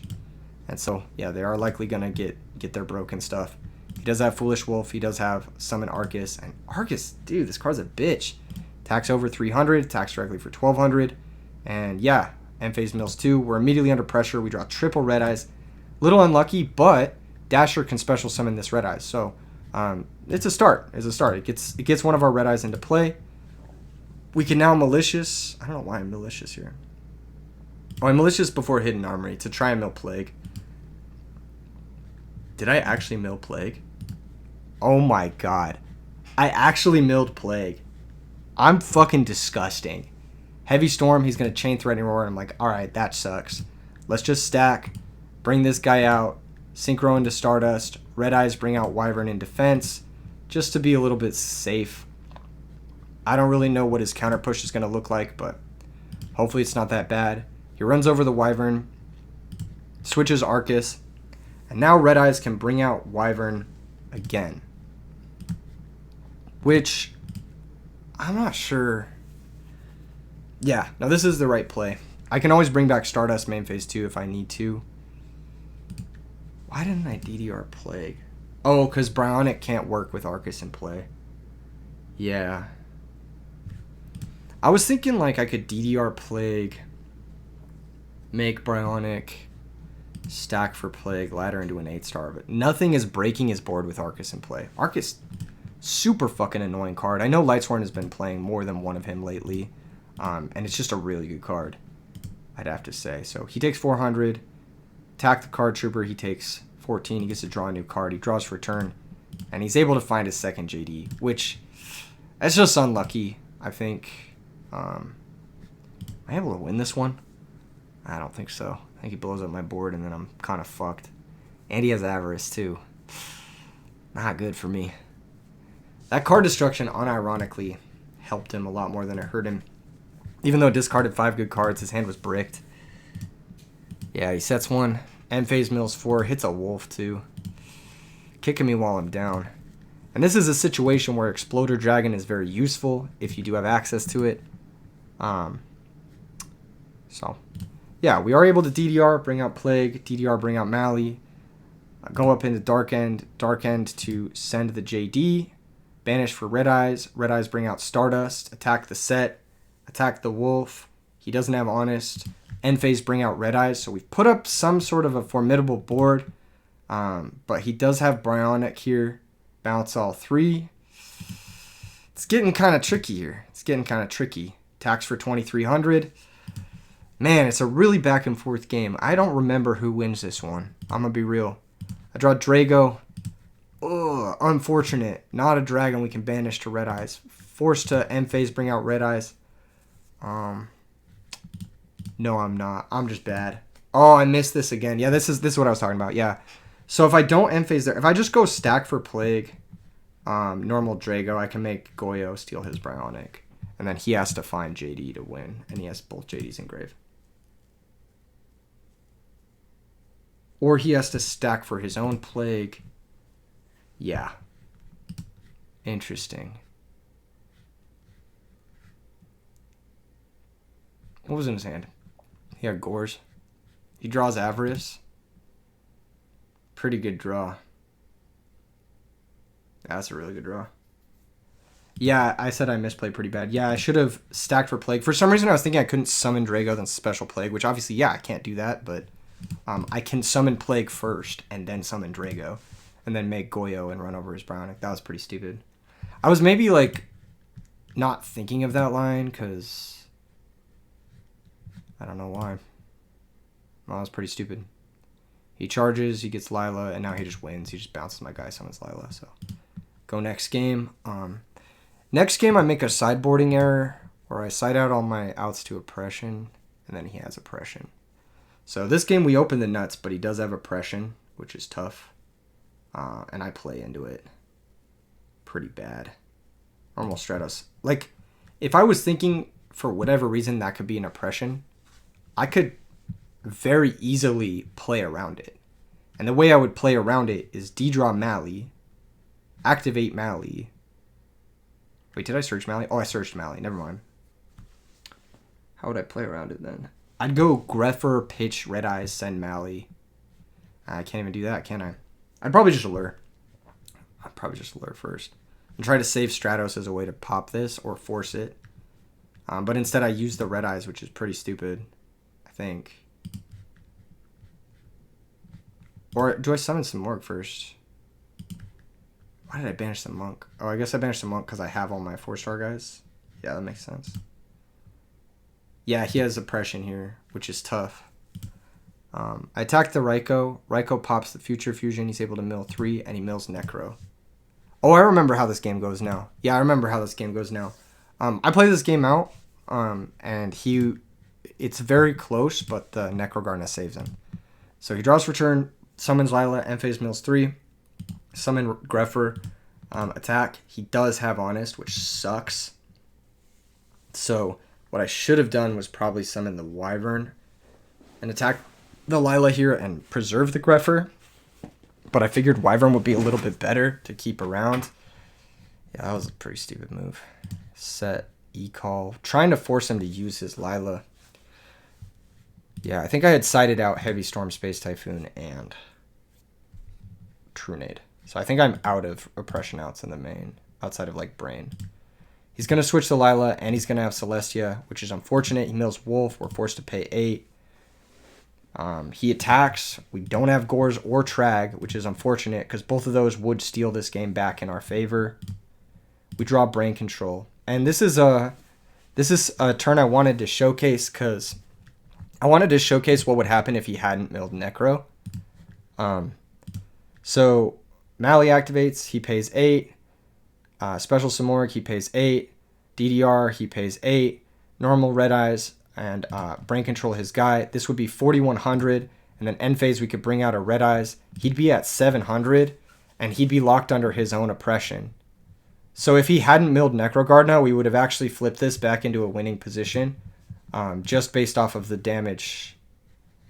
So, yeah, pretty unfortunate that he milled that Necro. And that's that. Anyway, you live and you learn. I should know that Royal Oppression is sided in Pure Lightsworn.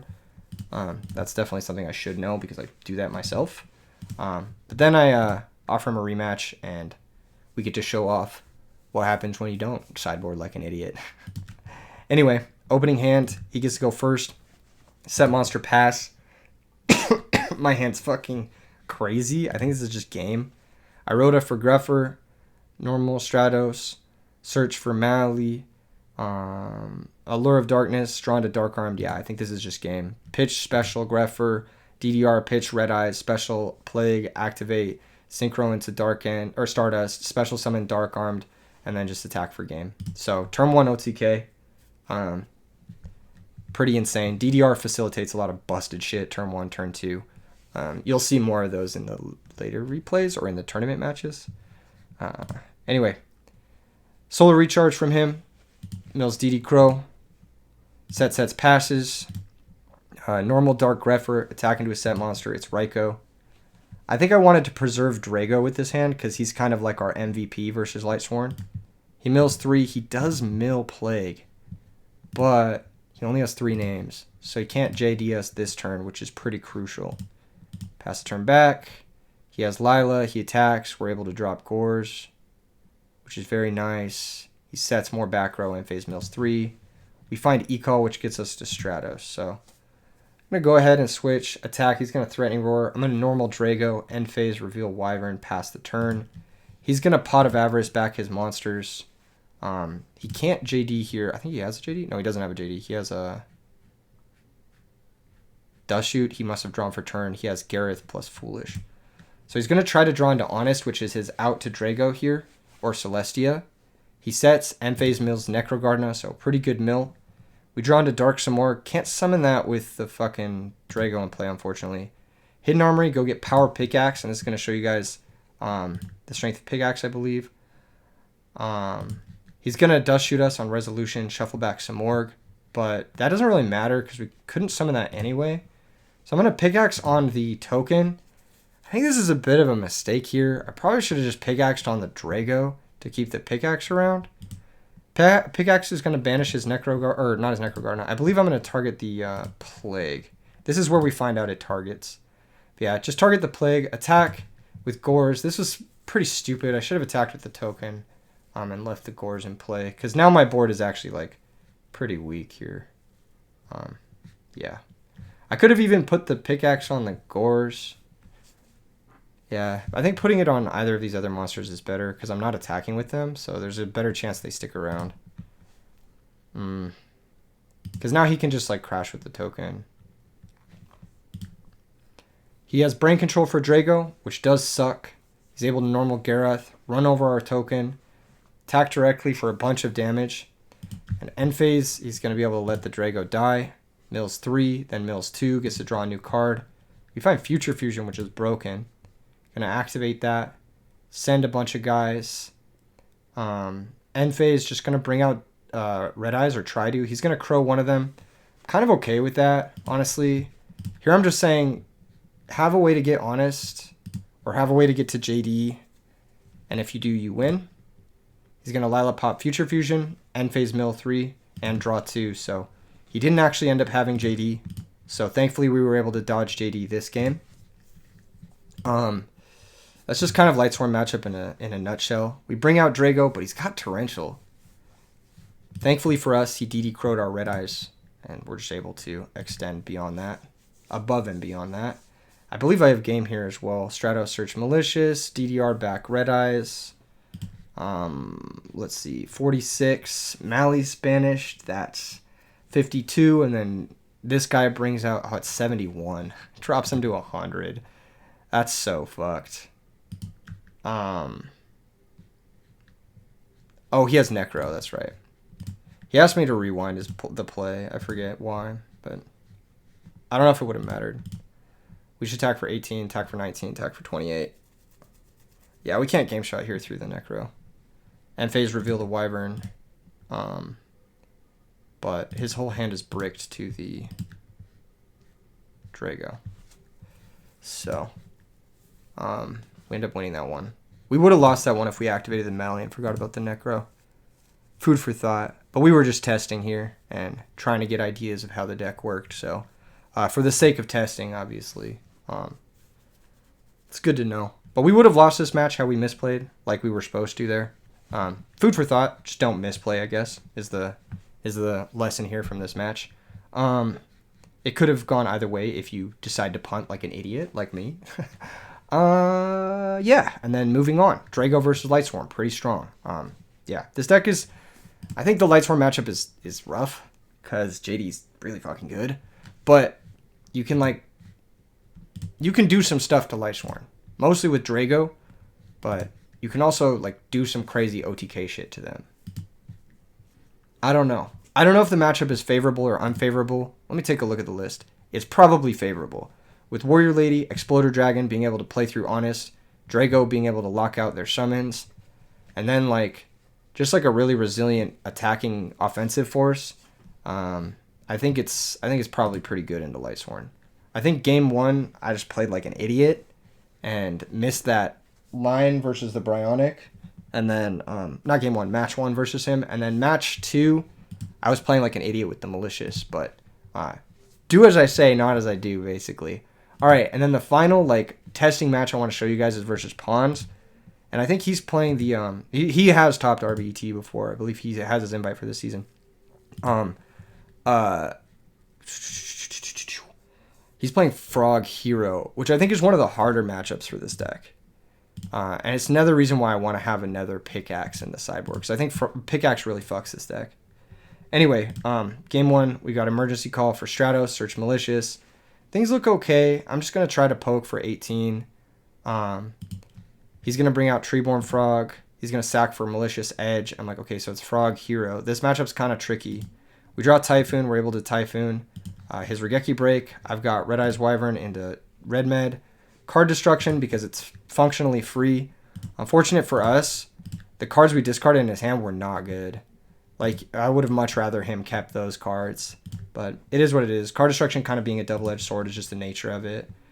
Red Eyes bring out Drago here. This is a misplay, I believe. I should have Mally? Wait, did I normal summon this turn? No, I didn't normal summon. No, yeah, this is okay. This is fine. We just attack with both. Get in our big chip damage. He's down to 41. One more Red Eyes Drago hit is going to kill him. So that's basically our game plan here. Drago's going to get popped. He's going to bring out Treeborn, sack for Ryza, target the Red Med, and I'm like, ugh, this is gross. Miracle, bring out Absolute Zero. Oh, this is really gross. Attack for 24, attack for 25. Does he also have a back row too? Oh my god, he also has a back row. Really annoying.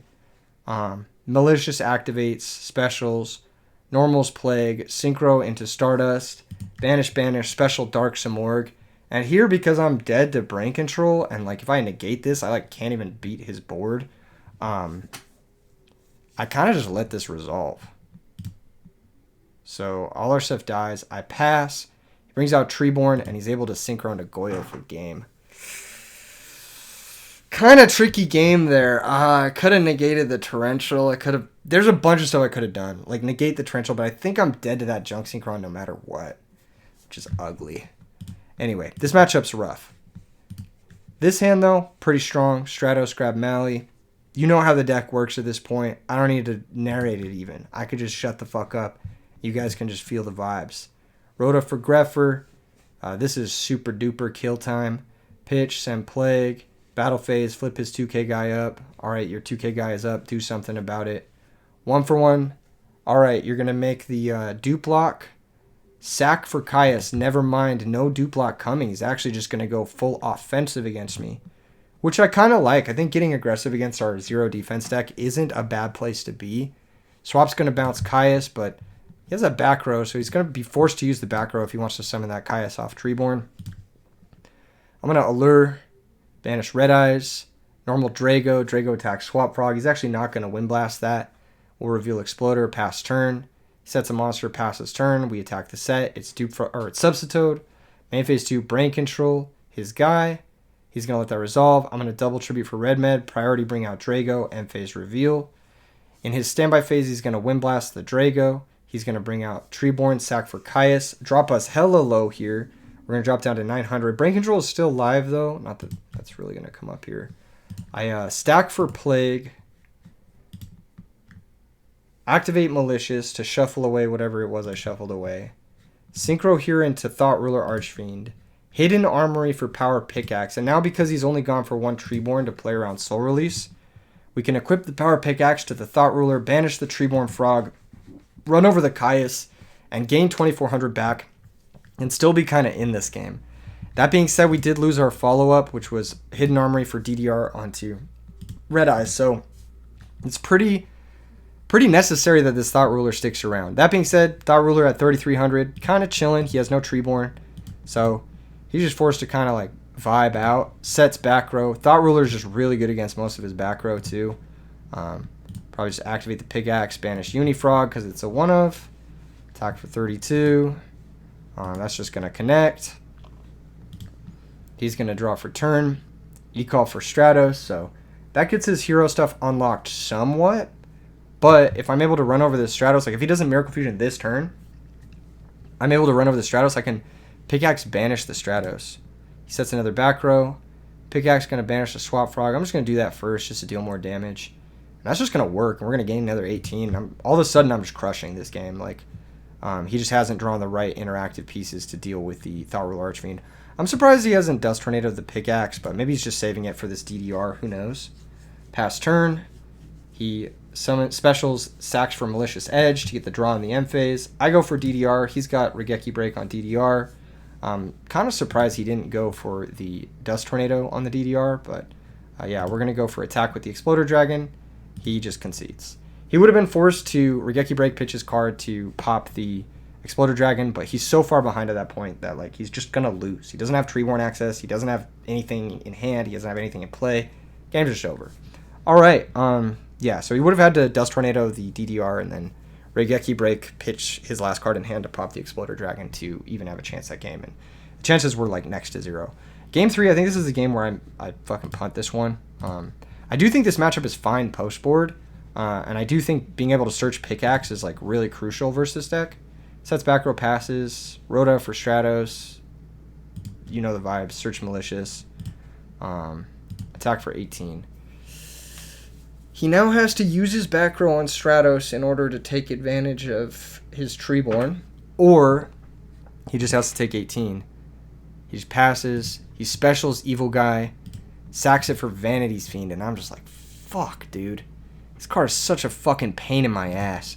But I did come prepared. I sided in some outs. Draw Dark Simorgh. Blizzard Dragon's also going to buy me some time, so I'll lock up the Vanity's Fiend here. Pass.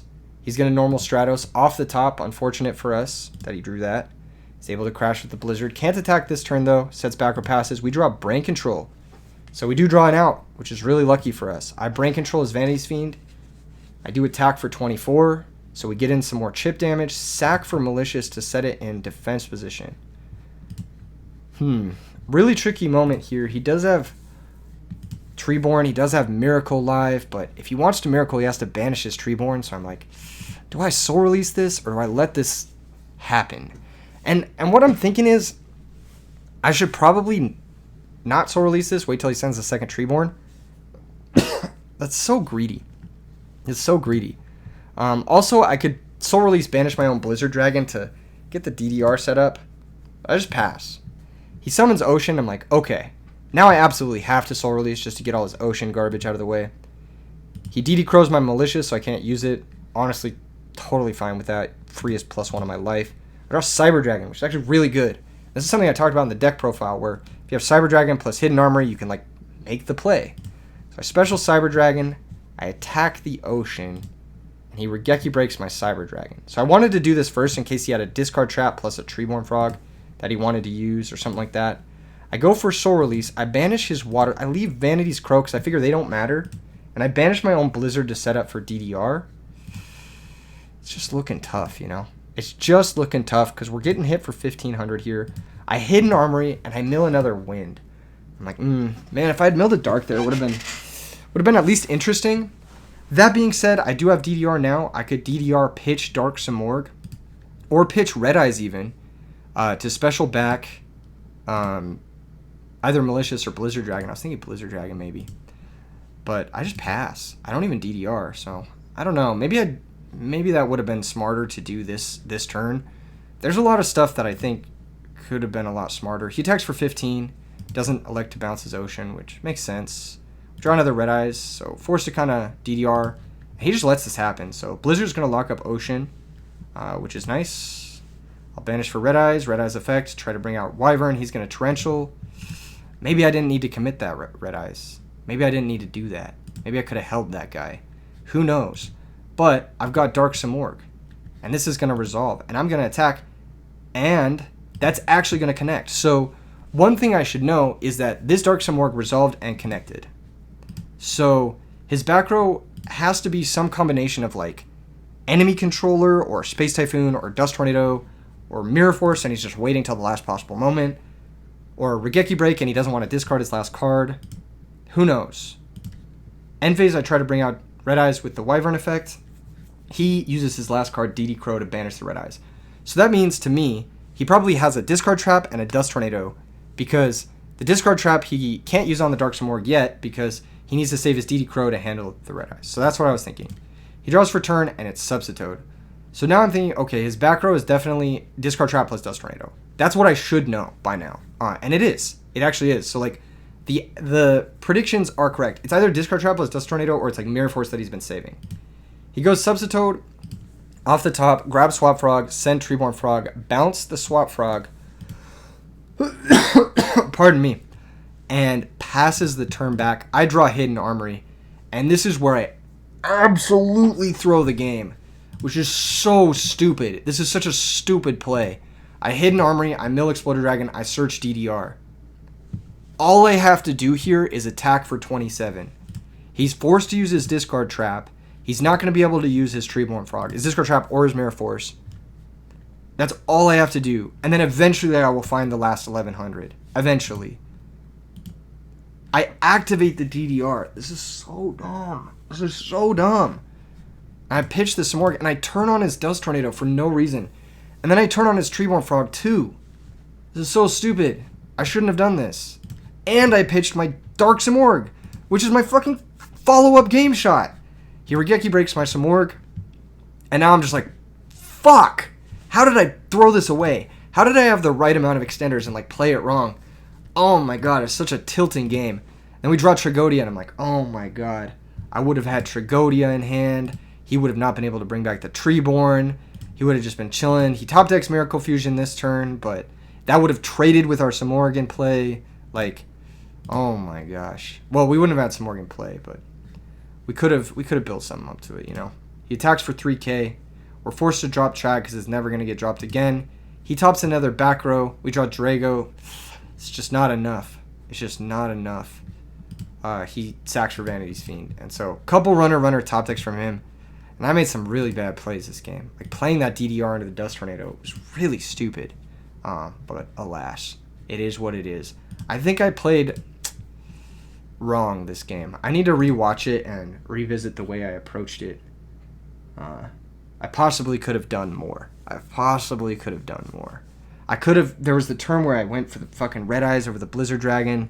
It's just like, did I need to do all that? Like, I don't know. But if you look at what he had to draw to even be in this game, he had to draw 4 sideboard cards and 5 back row to even have a chance, plus hit the live Miracle. Like, he had to draw pretty perfectly to even be in a game where I was misplaying. So it goes a lot to show, like, this deck is pretty legit. And after all these matches and all the testing I've done with this deck and, like, solo hands and, like, theory crafting and talking to people about it, talking to these players about it in post, I felt pretty confident taking it to a tournament. And so the next thing I'm going to show you guys is a really weekly Edison League, the league that I've been running with 9 Day Games. And I took this deck to that league, and I'm going to show you guys my tournament gameplay with it, and it's a blast. It's actually absolutely a blast. So I'll see you guys in the tournament gameplay. Alright, finally, tournament gameplay time. You guys sat through all of my misplays in the previous one. Will I finally pull my act together for the tournament gameplay? Who knows? Anyway, I took the deck to the Really Weekly Edison League. It is a local tournament in Las Vegas that happens at Night and Day Games, 6:30 p.m. on Tuesdays. We kind of run it in tandem. It's a lot of fun. I usually try to record my matches for video purposes. This time we've recorded it for obviously video purposes, but I usually ask my opponents before we start if they're comfortable being recorded, and my round 1 opponent was not comfortable being recorded. So I did win my round 1. I'll give you guys a brief summary of how it went. Basically, game 1, I had a pretty good draw. I attacked into a Morphing Jar, and then I was able to summon a Dark Simorg main phase 2, and he drew into a fair bit of trap cards off the Morphing Jar. So he was not able to play the game very much. We were able to close the game out with Dark Simorg. Then game 2, because I noticed he was on a lot of trap cards and Morphing Jar, I sided in the Royal Decrees. I was able to resolve a Royal Decree through his 4 set cards, and yeah, that's going to be all she wrote. So we did win round 1. This is round 2, which I recorded versus Joe, who is a good friend, but someone I've actually never played against, which is weird. Cool guy, though. Really cool guy. Shout out Joe for just being super cool. We win the rock, paper, scissors. Our hand is kind of weaker. I believe it has Brain Control, double Red Eyes, Simorg. So it's like a little bit awkward. We don't have a lot of great ways to get our engine online, but Brain Control, sack for Dasher is going to be my follow-up play here to summon Stratos. Joe's going to set 2 cards and pass. We're going to draw for turn. I don't remember exactly what we draw there. I think it was another Red Eyes. I could be wrong. We're going to attack for 18. It might be Wyvern. And he's going to drop Trag. And so here I'm like, okay, well, I was planning on Brain Control, Trag, sack for Dasher. But I probably should have thought about this a little bit more because, first off, I'm not getting equity out of my Brain Control. Like, I'm not getting an attack out of it. And second off, his Trag's kind of weak. Like, it was like 1,800 and he was drawing to make it 2,400. So I'm like, all right, his Trag's kind of weak. Like, should I even care about this Trag? Should I even waste my Brain Control here? Especially because my hand is a little bit, I don't want to say bad, but like, it's a little bit aggressive, and I need to spend my Brain Control to get initiative. So I think what I do here is misplay by using the Brain Control. So instantly, yeah, we're seeing a little bit of a misplay on camera. I'm going to sacrifice the Tragodia and set Dasher. I also considered tribute setting Red Eyes Darkness Metal Dragon, but, you know, he's got 2 back row. Do I really want to spend 2 cards to just get bottomless and kill a Trag that I could have killed anyway? Like, not really. I kind of just want to sack for Dasher, potentially get some value out of my Dasher, then when the Dasher dies, I can summon my Simorgh and kind of play a natural game that way. That being said, I think the best way for me to play this game was to let him kill my Stratos with the Tragodia, then on my turn, Brain Control his Tragodia when I still have my battle phase. So that was pretty stupid on my part. I didn't get value out of the Brain Control. Like, Brain Control was just a 1-for-1, which is bad. I shouldn't be playing this deck that way. So yeah, I think that might even be a game-losing misplay. He goes Jar of Greed, Regeki Break, hit the Stratos, brings back Treeborn Frog that he pitched off the Regeki Break, sacks for Ryza. Ryza's my set Dasher, and yeah, I'm getting fucked here. This is pretty rough. So, yeah, pretty brutal. Pretty unfortunate. It's kind of tough. Draw for turn. Normal Wyvern. Banish for Red Eyes. Red Eyes attacks over the Ryza. So I do have multiple Red Eyes in hand, but I have nothing I can bring out off of this Red Eyes. So I don't have another Wyvern. I believe I have 2 more Red Eyes in hand and a Dark Simorgh. And I don't have a Dark Engraven. I have Dasher, so it's like, it's a really awkward hand. He's going to bring out the Treeborn Frog.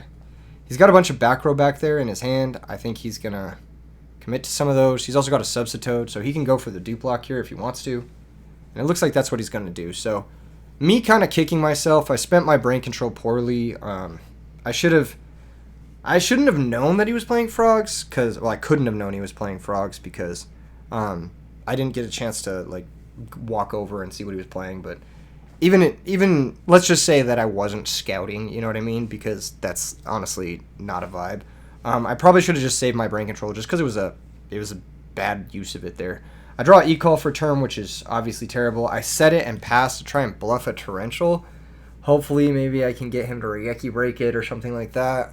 That's at least my thought process here, but I think it's better to keep it in hand because we do have Monk and we do have DDR and we do have Tragodia. We have like a lot of reasons, Bryonic, to keep it in hand.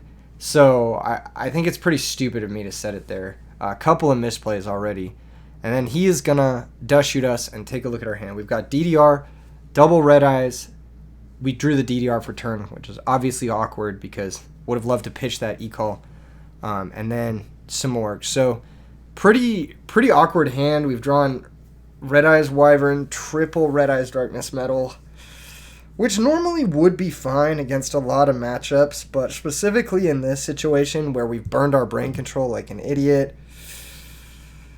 yeah, it's not good. I don't know how to say it. It's not a good hand here. And we're getting Dust Shoot on top of that, and he knows what we're up to. He takes the Simorgh. So, yeah, pretty tough. But that being said, one thing about the dupe block is it's not really active pressure. It just kind of sits there. He has to find something else to do. So, luckily for him, he does have another thing to do. He has Junk Synchron, which is like one of the best proactive plays. So he's going to summon that, and he's going to attempt to bring back Swap Frog. If I had Torrential here, like, it would be insane, but my deck doesn't play Torrential, so. Bounces the Junk, passes the turn back, we draw for turn. I believe the draw is Trigodia. I could be wrong. It might be another spell card. Oh, it's Allure. Yeah, it's Allure. That's right. So I draw Allure, and I'm like, oh, this is pretty good. Yet another reason for me to wish I had that E-Call in hand, so I could pitch it to a possible DDR here. It would be really nice. I banished one of my red eyes, so I have 1 red eyes in hand, 1 in the banish zone. I activate Destiny Draw, so things are kind of looking up. I draw Trigodia and Wyvern off of that. I was able to see those. So my hand has DDR, Trigodia, Wyvern. I think I have the 3rd Wyvern in hand. So pretty unlucky. I've drawn triple red eyes, triple Wyvern. No Drago, no Plague, no Greffer, no Rhoda, none of that shit. And instead we've drawn double E-Call, and I've committed this E-Call to the back row. That's not very good. Here he's going to make an interesting play. He's going to junk back the Substitoad, and he's going to make a Colossal Fighter, which I talked to him a little bit about after the game. He said that he probably should have just made Junk Warrior here because it's like kind of the same thing, but it allows him to keep both of his dupe frogs in play. And I agreed with him. I think that that would have been a much better play. He attacks my red eyes, and then my misplay here is going to be really awkward because I have to drop Trag. Well, I don't have to drop Trag, but my life total is not exactly looking good. So I'm going to drop Trag. I don't know why my life is wrong on the calculator. I don't think it's going to end up mattering, though. He sets back row, and I draw for turn, and I think my life is... I'm not sure. But, yeah, I've got Trigodia in play, and I've got 5 cards in hand. But unfortunately for me, there's 3 warriors in the grave. So Trigodia can't wall out the Colossal Fighter unless I had a 6th card in hand, like that E-Call that I had set to try and bait a Regeki break. Unfortunately, I'm just going to be forced to attack the Dupe Frog. He's going to let it die. He's going to be able to get back Swap Frog. So a little bit of a mistake from him making Colossal, not Junk. A little bit of a mistake from me not keeping the E-Call in hand. But I think my mistake is a little bit more costly here. He's got 2 back row. He's got an enemy controller. He drew Stratos for turn, which is crazy. So he's going to be able to Stratos search himself. And his whole deck is just firing. He's had multiple back row the whole game. He's not been bricked on anything, on frogs or on dead miracles or anything like that. He's just been able to run over all our guys and, yeah, just kind of beat us to death. So, yeah, we dropped to 26. And then, no, yeah, my life total actually is right there. I don't know why I was tripping over that. Anyway, tough situation to be in. I draw the second... I know I draw the second Wyvern at some point. Because this game I drew triple Wyvern, triple Red Eyes. Which is, like, really fucking awkward into Colossal Fighter. I forget what I've got going on there. What's in my hand? And we're just dead to the Colossal Fighter, so there's really no reason to do anything else here. Summon Drago, attack the Stratos. He should just use a discard trap, or a Mirror Force, yeah. And then we'll just concede, I believe. Giant Trinade here. Just trying to get something happening. Yeah, I drew Giant Trinade, that's pretty ugly. It's not a good card. DDR, pitch the Wyvern, bring back the Red Eyes. Bring out the Drago. And, yeah, we have to do this defensively. End phase reveal the 3rd Red Eyes, pass turn. Yeah, this was just a lost game. I think burning the brain control definitely lost me this game. If I had just waited a turn on that, then there's a good chance I could have had a good shot this game. I also think had I kept the E-Call in hand, I would have had better chances too, because then I could have had a big enough Trag to wall out the Colossal and force a discard trap. It would have been a very different game, but I think I still would have lost that game. I think the biggest thing that I needed to consider was saving the brain control there and not just burning it to kill a Trag that wasn't really going to do much. I don't know why I feared that Trag so much. 2400 Trag attacks the Stratos. I take like 600. It's like whatever. Even if he pitches a 4 and steals the Stratos, I'm taking like 36, and that's like totally manageable damage, so I don't really know. Anyway, we have a bunch of cards to side against Frogs, as you can tell from the previous match that I showed you guys against Frogs. This is just us sideboarding. I'm going to skip through this shit. So, yeah. Shuffle up, shuffle up, shuffle up, shuffle up, shuffle up, shuffle up, shuffle up. Oh my god, shuffle faster. Why did it take so long to sideboard? That's crazy. Alright, so we get to go first. Draw for turn is Stratos, summon Stratos, effect search, probably Mally. I think I have Dasher in hand. Oh no, I searched Dasher. I don't know what was in my hand. I couldn't really tell. It's hard to see. I mean, I'm watching at 2x speed, and I'm also like, yeah, just vibing. Destiny draw, pitch Dasher, so pretty strong start. Go ahead and get the Dasher set up to special anything that I draw. He draws, looks like Mirror Force. He's got a Caius in hand. He's got a couple spell cards in hand. He's going to set a monster and set a back row, I believe. If I remember the game correctly. This happened, I think, a day or two ago, so I can't remember. Oh, he brain controls and goes for Substitute. Okay. So his brain control is gone, and I'm just like, all right, well. He spent his brain control on my Stratos. And that's pretty good for us. I can't remember if he attacked or not. I don't think he did. I think he didn't want to give me Gores or Trag. So I think he didn't attack, if I remember correctly. Just makes the 2 dupes. I draw for turn. My hand is pretty stacked. I've got a bunch of stuff I could do. I don't remember what I do. I think I might even just pass. I definitely play a card. Oh, I play Dark Simorgh. That's right. And then I Hidden Armory, mill DDR. Go and get the Powered Pickaxe. Oh yeah, he only went for 1 Treeborn. So yeah, we Hidden Armory for Powered Pickaxe, which is interesting. I'm not sure if this is like correct or not, but I'm just gonna Pickaxe, banish his Treeborn, and just be like, all right, you have Dupe Lock, but you no longer have Treeborn, so you have to play another card that either sacrifices or synchros with your Dupe Frogs to do anything. So this is like forcing him to commit. I have Soul Release in hand too, so I'll just pass. He draws for turn. He finds a card. I don't know what he finds. I'm losing my train of thought, boys. It's been a long recording session, as you can tell, but the video is going to be gas. He just passes back. He elects not to sack his Dupe Frog to Caius my Simorgh, which honestly kind of makes sense. I have a handful of cards.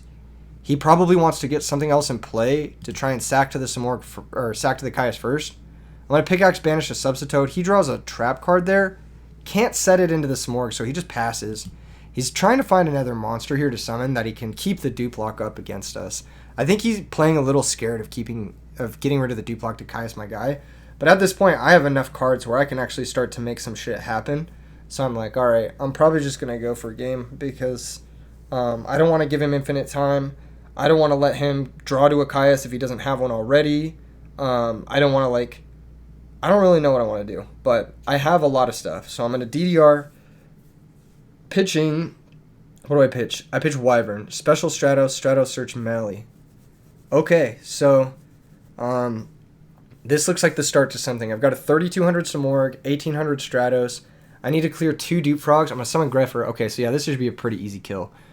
Pitch Mally, send Plague, and then we can Plague first? I don't remember. Yeah, Plague first, stack Exploder Dragon. Or it might not have been Exploder Dragon. I'm not sure what I stacked. I wonder if I show it. Whatever. Bring out Mally. It doesn't matter. This is an OTK. We're going to synchro with the Plague and the Mally, make Dark End. Dark End sends one of the dupes. He'll add back Swap to his hands.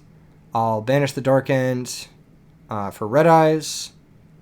He's at 72 because he played the Brain Control, so we should be able to find that much damage fairly easily with this Red Eyes. And then Red Eyes can bring back the Wyvern, or I could just DDR back the Dark End. Either way, this is going to be game.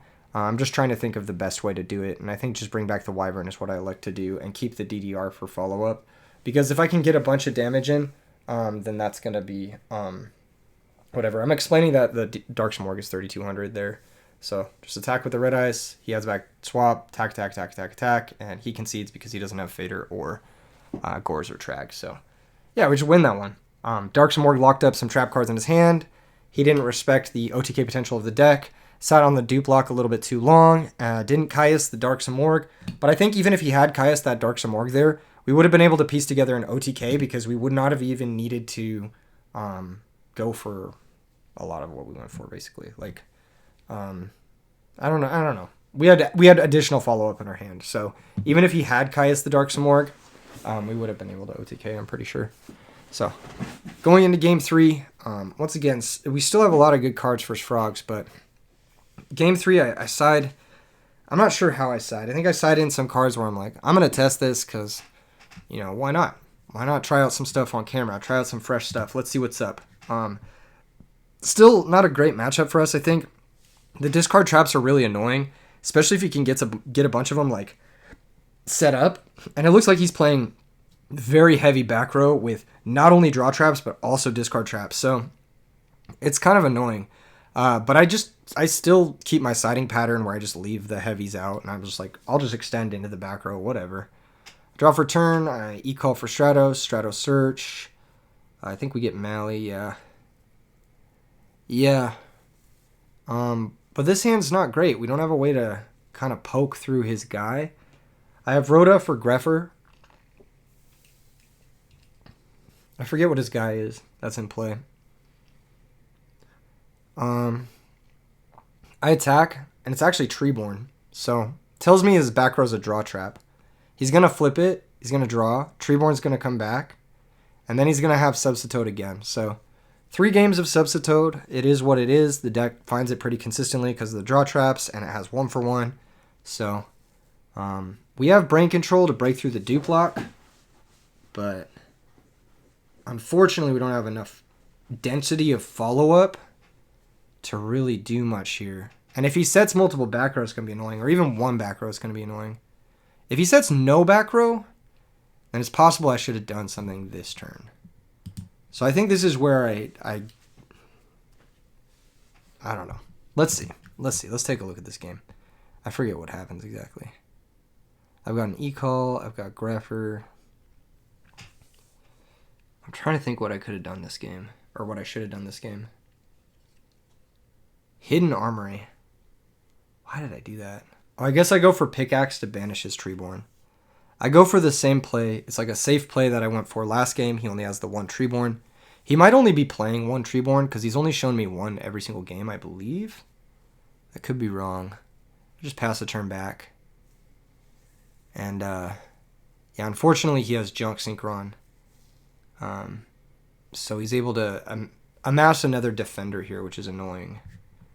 So I was thinking about on this turn going for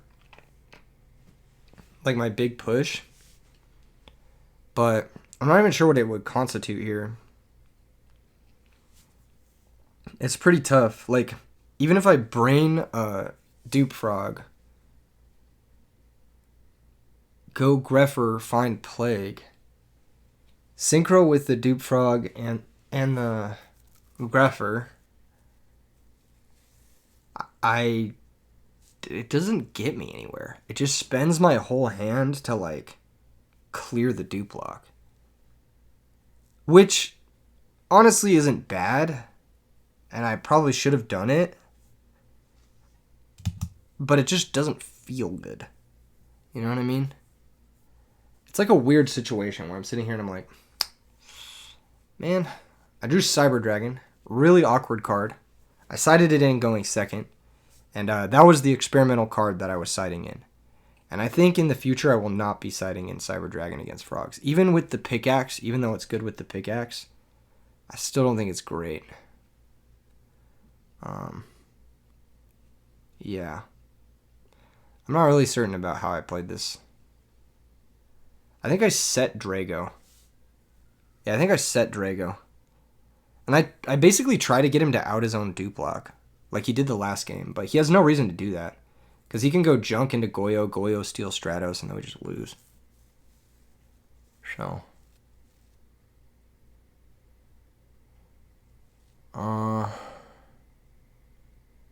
Yeah, Stratos search Stratos is broken. And now his miracles are online too. So, and he has multiple, I believe, in hand. Sets back row passes. If he didn't have the back row, I possibly could have gone for a game shot here. But he does have the back row, so I'm going to pitch Greffer, pitch Mally, send Plague. I can make Dark End pop Goyo. And that's like a play I can make, but then that's like, I don't know if I should have done that. I drop all my cards here because I'm flooding like crazy. Stack for Plague. Mally effect. I think I was scared of going Dark. No, I do go Dark End. I think I punted this turn. I think I remember punting this turn. I like overthought it. I overcooked it. I should have just gone Dark End and popped Goyo. That would have been fine, honestly. I think that would have just like kept me in the game and been fine. And then he would have had to like commit something else to out the Dark End, and then I could have DDR'd back the Dark End, gotten additional pop. I should have played a longer game here. This was really stupid of me. I think I tried to commit way too much.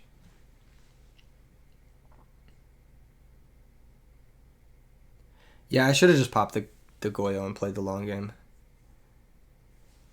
I ended up popping the Dupe Frog and then... Yeah, it was a long match, to be fair. There was a lot of thinking. This deck is fucking hard. I don't know how to describe it other than fucking challenging. I tried to brain control the Goyo. So what I was thinking is, like, I'll brain control Goyo, attack Dupe Frog, set up Dupe Frog. He can't attack over my Dark End. I flipped Drago here, which I was not supposed to do. I was supposed to DDR Plague first, so I could synchro with the Goyo into Stardust Dragon. And now I can't DDR Plague to synchro into... And I'm explaining to him that I shouldn't have flipped the Drago, because I was supposed to DDR, and then he has Mirror Force. Yep. I was supposed to set up Stardust Dragon plus Dark End plus have hit. But I don't know if I could have taken his Dupe Frog. He shows me he has double Miracle, so I was probably losing that game no matter what. Oh, once he got the Heroes online. I think I probably could have played that game a billion different ways, and it would have been better than what I did. So, tough loss. So, 1-1 in the tournament. And I definitely don't think I should be citing Cyber Dragon versus Frogs. Especially not his build. But maybe. I don't know. Food for thought. Tough loss. Good games to Joe. Always a pleasure. Moving on to round 3 of the tournament. It was versus Spencer.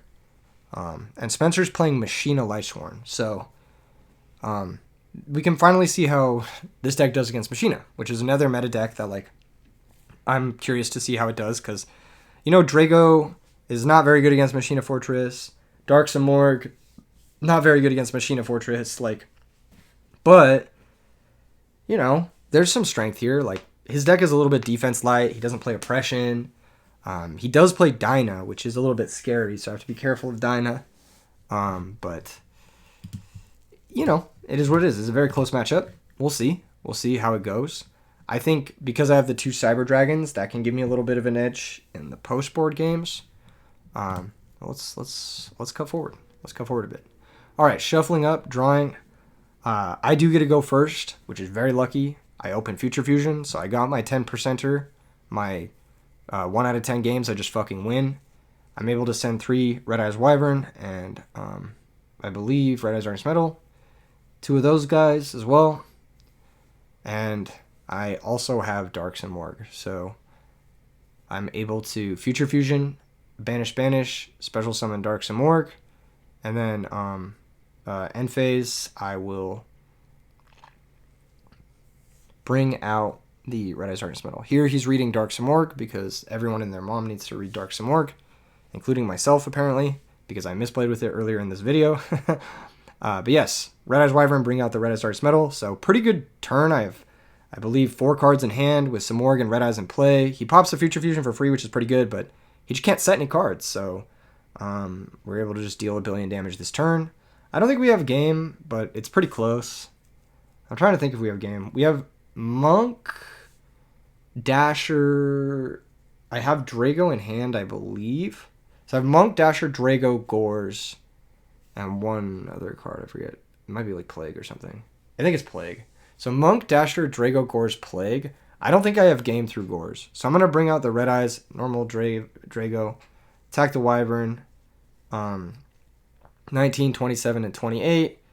He's going to drop to 600, so he can't even brain control me anymore. Drago's going to go. I'm going to pass the turn back.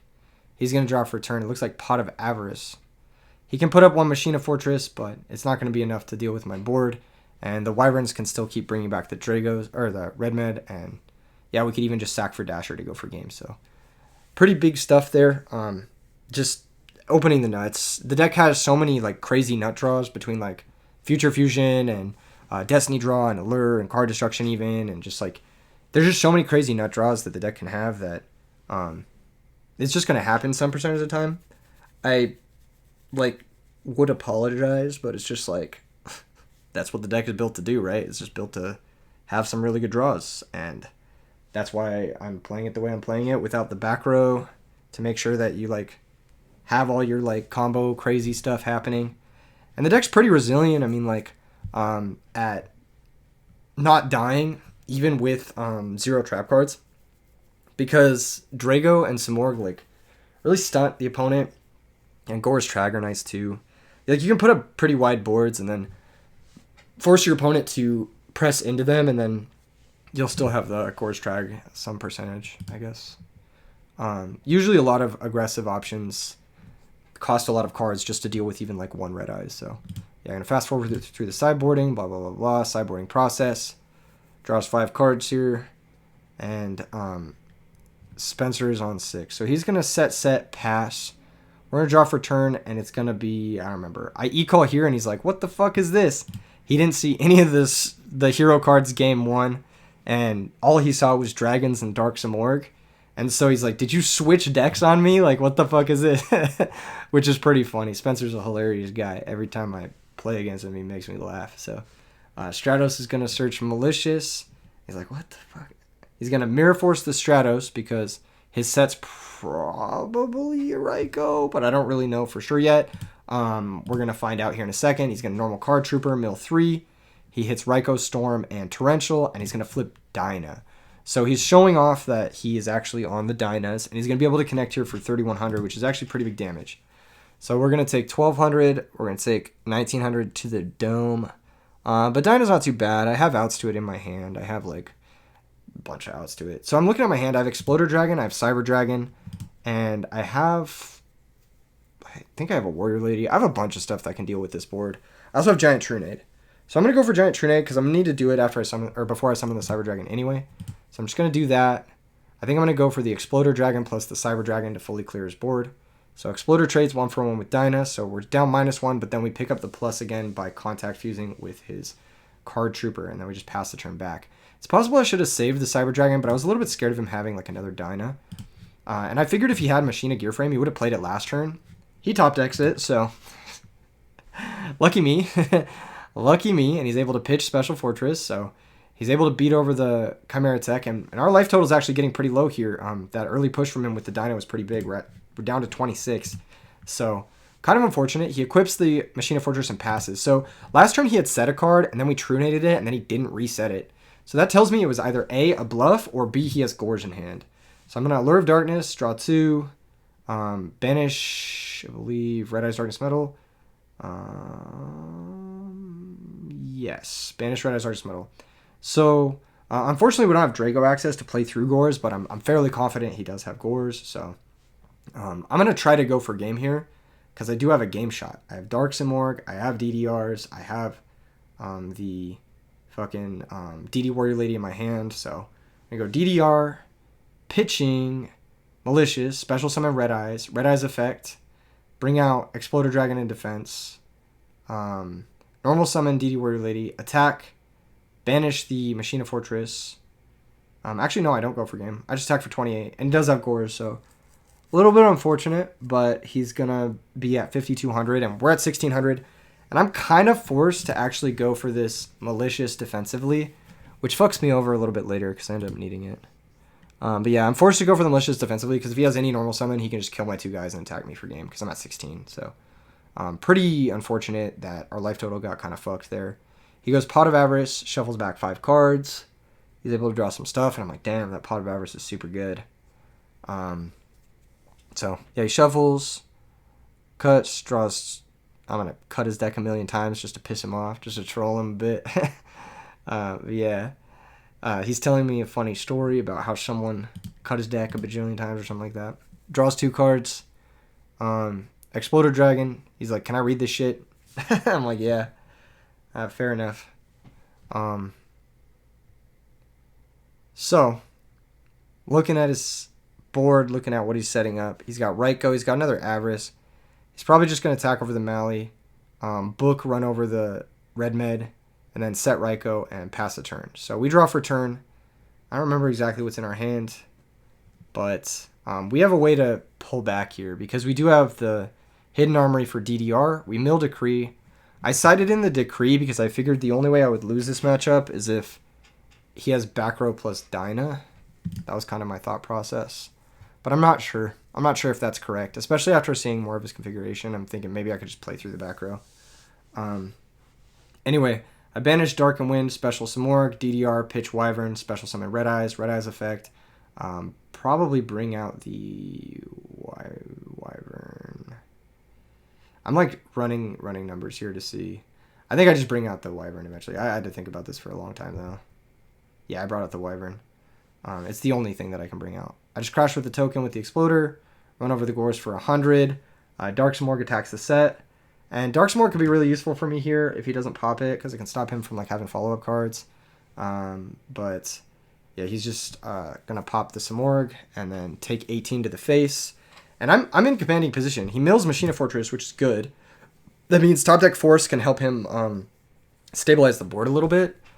But it's still like, it's still dicey. It's still dicey. And we still have the grind game of the Wyvern Red Eyes. So we still have good follow-up. And our board is really good.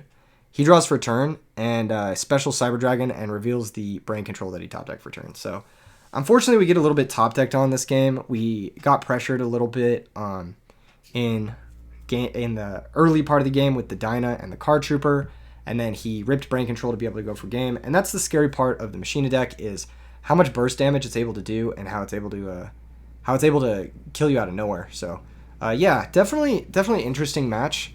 Very back and forth. Shows that we are able to play under Dyna pretty easily. Shows that we do have some good outs to the Machina Fortress in the DD Warrior Ladies. And it shows that like the Dragon grind game is pretty good, provided we don't just like fall super behind on life. But for game 3, I do get to go first, which is like about as good as it's going to get. I'm going to be a lot less under that pressure with a whole extra turn to get set up. So we'll see how that goes. Let me cut a little bit forward. All right, cool. So draw for turn is E emergency call. So beautiful draw. That's going to get me to Stratos and unlock all my plays. So going to play that card. Really broken card. Stratos is just so fucking broken in Edison format. It enables so much broken shit. Search Mally. And yeah, Airblade, brother. He's out here. Airman. All right, pass the turn. Draw for turn from him is, I believe, Hamster or some shit like that. I don't fucking know. He goes for brain control. He sacks for Vanity's Fiend, and he's like, I hope this is good. He hits me for 24, and I'm like, well, fuck. I bluff him real good. I think for a long time there. Set a DD Warrior Lady and pass. He attacks, and I'm like, DD Warrior Lady, banish the Vanities. He flips his set charge and is able to search for a Raikou. So, yeah. I learned from my mistakes in the earlier matches. Your opponent shows Vanity's Fiend potential, bring in the Warrior Ladies, and have the outs. So, yeah, Warrior Lady putting in some work. Also getting my DDR live here. I'm able to do quite a bit, I believe, because of this DDR. I can't remember exactly. Oh, Special Cyber Dragon. Yeah, Special Cyber Dragon. Why did I Special Cyber Dragon? I was trying to bait like a bottomless or something, I think. Normal Plague. Oh, yeah. Okay, so I Special Cyber Dragon, Normal Plague. And in his graveyard, he has a Fossil Dyna.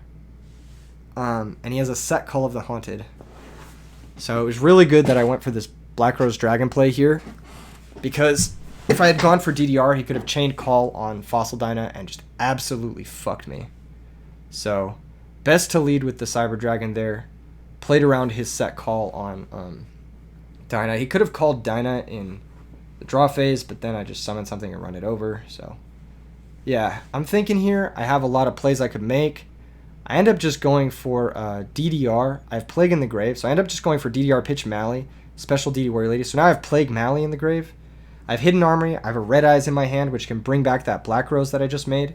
One of the powerful things about the Synchros in this deck is that once you get them in your grave or in your banished pile, you can just bring them back very easily. You have infinite number of reborns for them. So your Synchro monsters just become follow-up later on, which not a lot of decks can boast. I'm just doing the finger point emoji. He's looking at his hand. He's like, what the fuck do I do against this?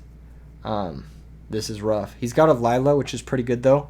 He can pop the DDR with the Lila, which he's going to do. So he's going to end phase mill 3, mills the Fortress, and mills the Iron Wall. So he's like, man, why couldn't I have drawn the Iron Wall? Which, to be fair, Iron Wall's pretty good against this deck. So, yeah, Iron Wall would have been really good for him. I'm right now running through how many cards it's going to take me to kill him, and I believe I have exactly enough. So we're going to end off this game with a really, really cool OTK. Let's see how I managed to do it. Banish Mally for Mally. I think, yeah. So he's at, what was it, like 57 or something like that? Hidden Armory, mill 1 card. Mills Dark Grepher. Unfortunately, it doesn't mill a dragon. If I milled a dragon, it would have made this a lot easier, but yeah, I didn't mill a dragon. Search DDR. Stack for Plague. I believe I stack an Exploder Dragon. This is the game where I stack the Exploder Dragon. Special Plague. So next turn, I'll draw an Exploder Dragon if for some reason he has like Gorgon to break my board. Make Dark End pop his guy. Banish the Dark End, special Red Eyes. DDR, pitch Wyvern. Bring back the Dark End, Red Eyes effect, special back the Wyvern. And then attack for game. So, yeah, DDR for free is really fucking insane. He plays around, drops Vanity's Fiend like it's a Gores, and we ended the tournament 2-1, which is good. It's fine, honestly. I think I could have played the other game that I lost a little bit differently too, and the deck seems strong. I'm proud of it. I think it seems really good. A few recap things that I would probably go over about it is, I don't even know if you guys can see this properly. It's probably like zoomed in as fuck. Yeah, but a few recap things. Maybe cut back to the deck profile portion. Few recap things. I'd probably... it even says round 2 versus Joe. I forgot to change the round thing on there. Oh my gosh, this is so scuffed. The classic E3, round 3 versus Spencer. LMAO. But yeah, we ended up 2-1 in the tournament. I think the deck is good. I think a lot of the games that I was losing in my testing, I was losing due to my own like dumbassery, basically. My own like oblivious errors. And I think it has a lot of potential into like the meta. I think it's like a pretty cool, crazy... No, I'm gonna resize this shit so we can just fucking... We can get this right. We gotta get this right. We gotta get this right, boys. We gotta get this right. Let me just fucking resize this shit real quick. Hold everybody. Hold. Resize. Are we resized finally? Are we resized? Are we supersized? What's the vibe? What's the vibe? Is this the vibe? Is this really how zoomed out I was? Oh my gosh. Oh no, I have it cropped as well. That's right. It's cropped as well. Everyone was like full size it, blah, blah, blah, blah, blah. Here we go. Now you guys can see the list. So yeah, closing thoughts on the list. I think it's super busted. The main deck, the one thing I'm like a little bit on the fence with is the Blizzard Dragon. Not really sure if it should be in the main deck or not. It's only come up once or twice where I wanted a Future Fusion for Absolute Zero.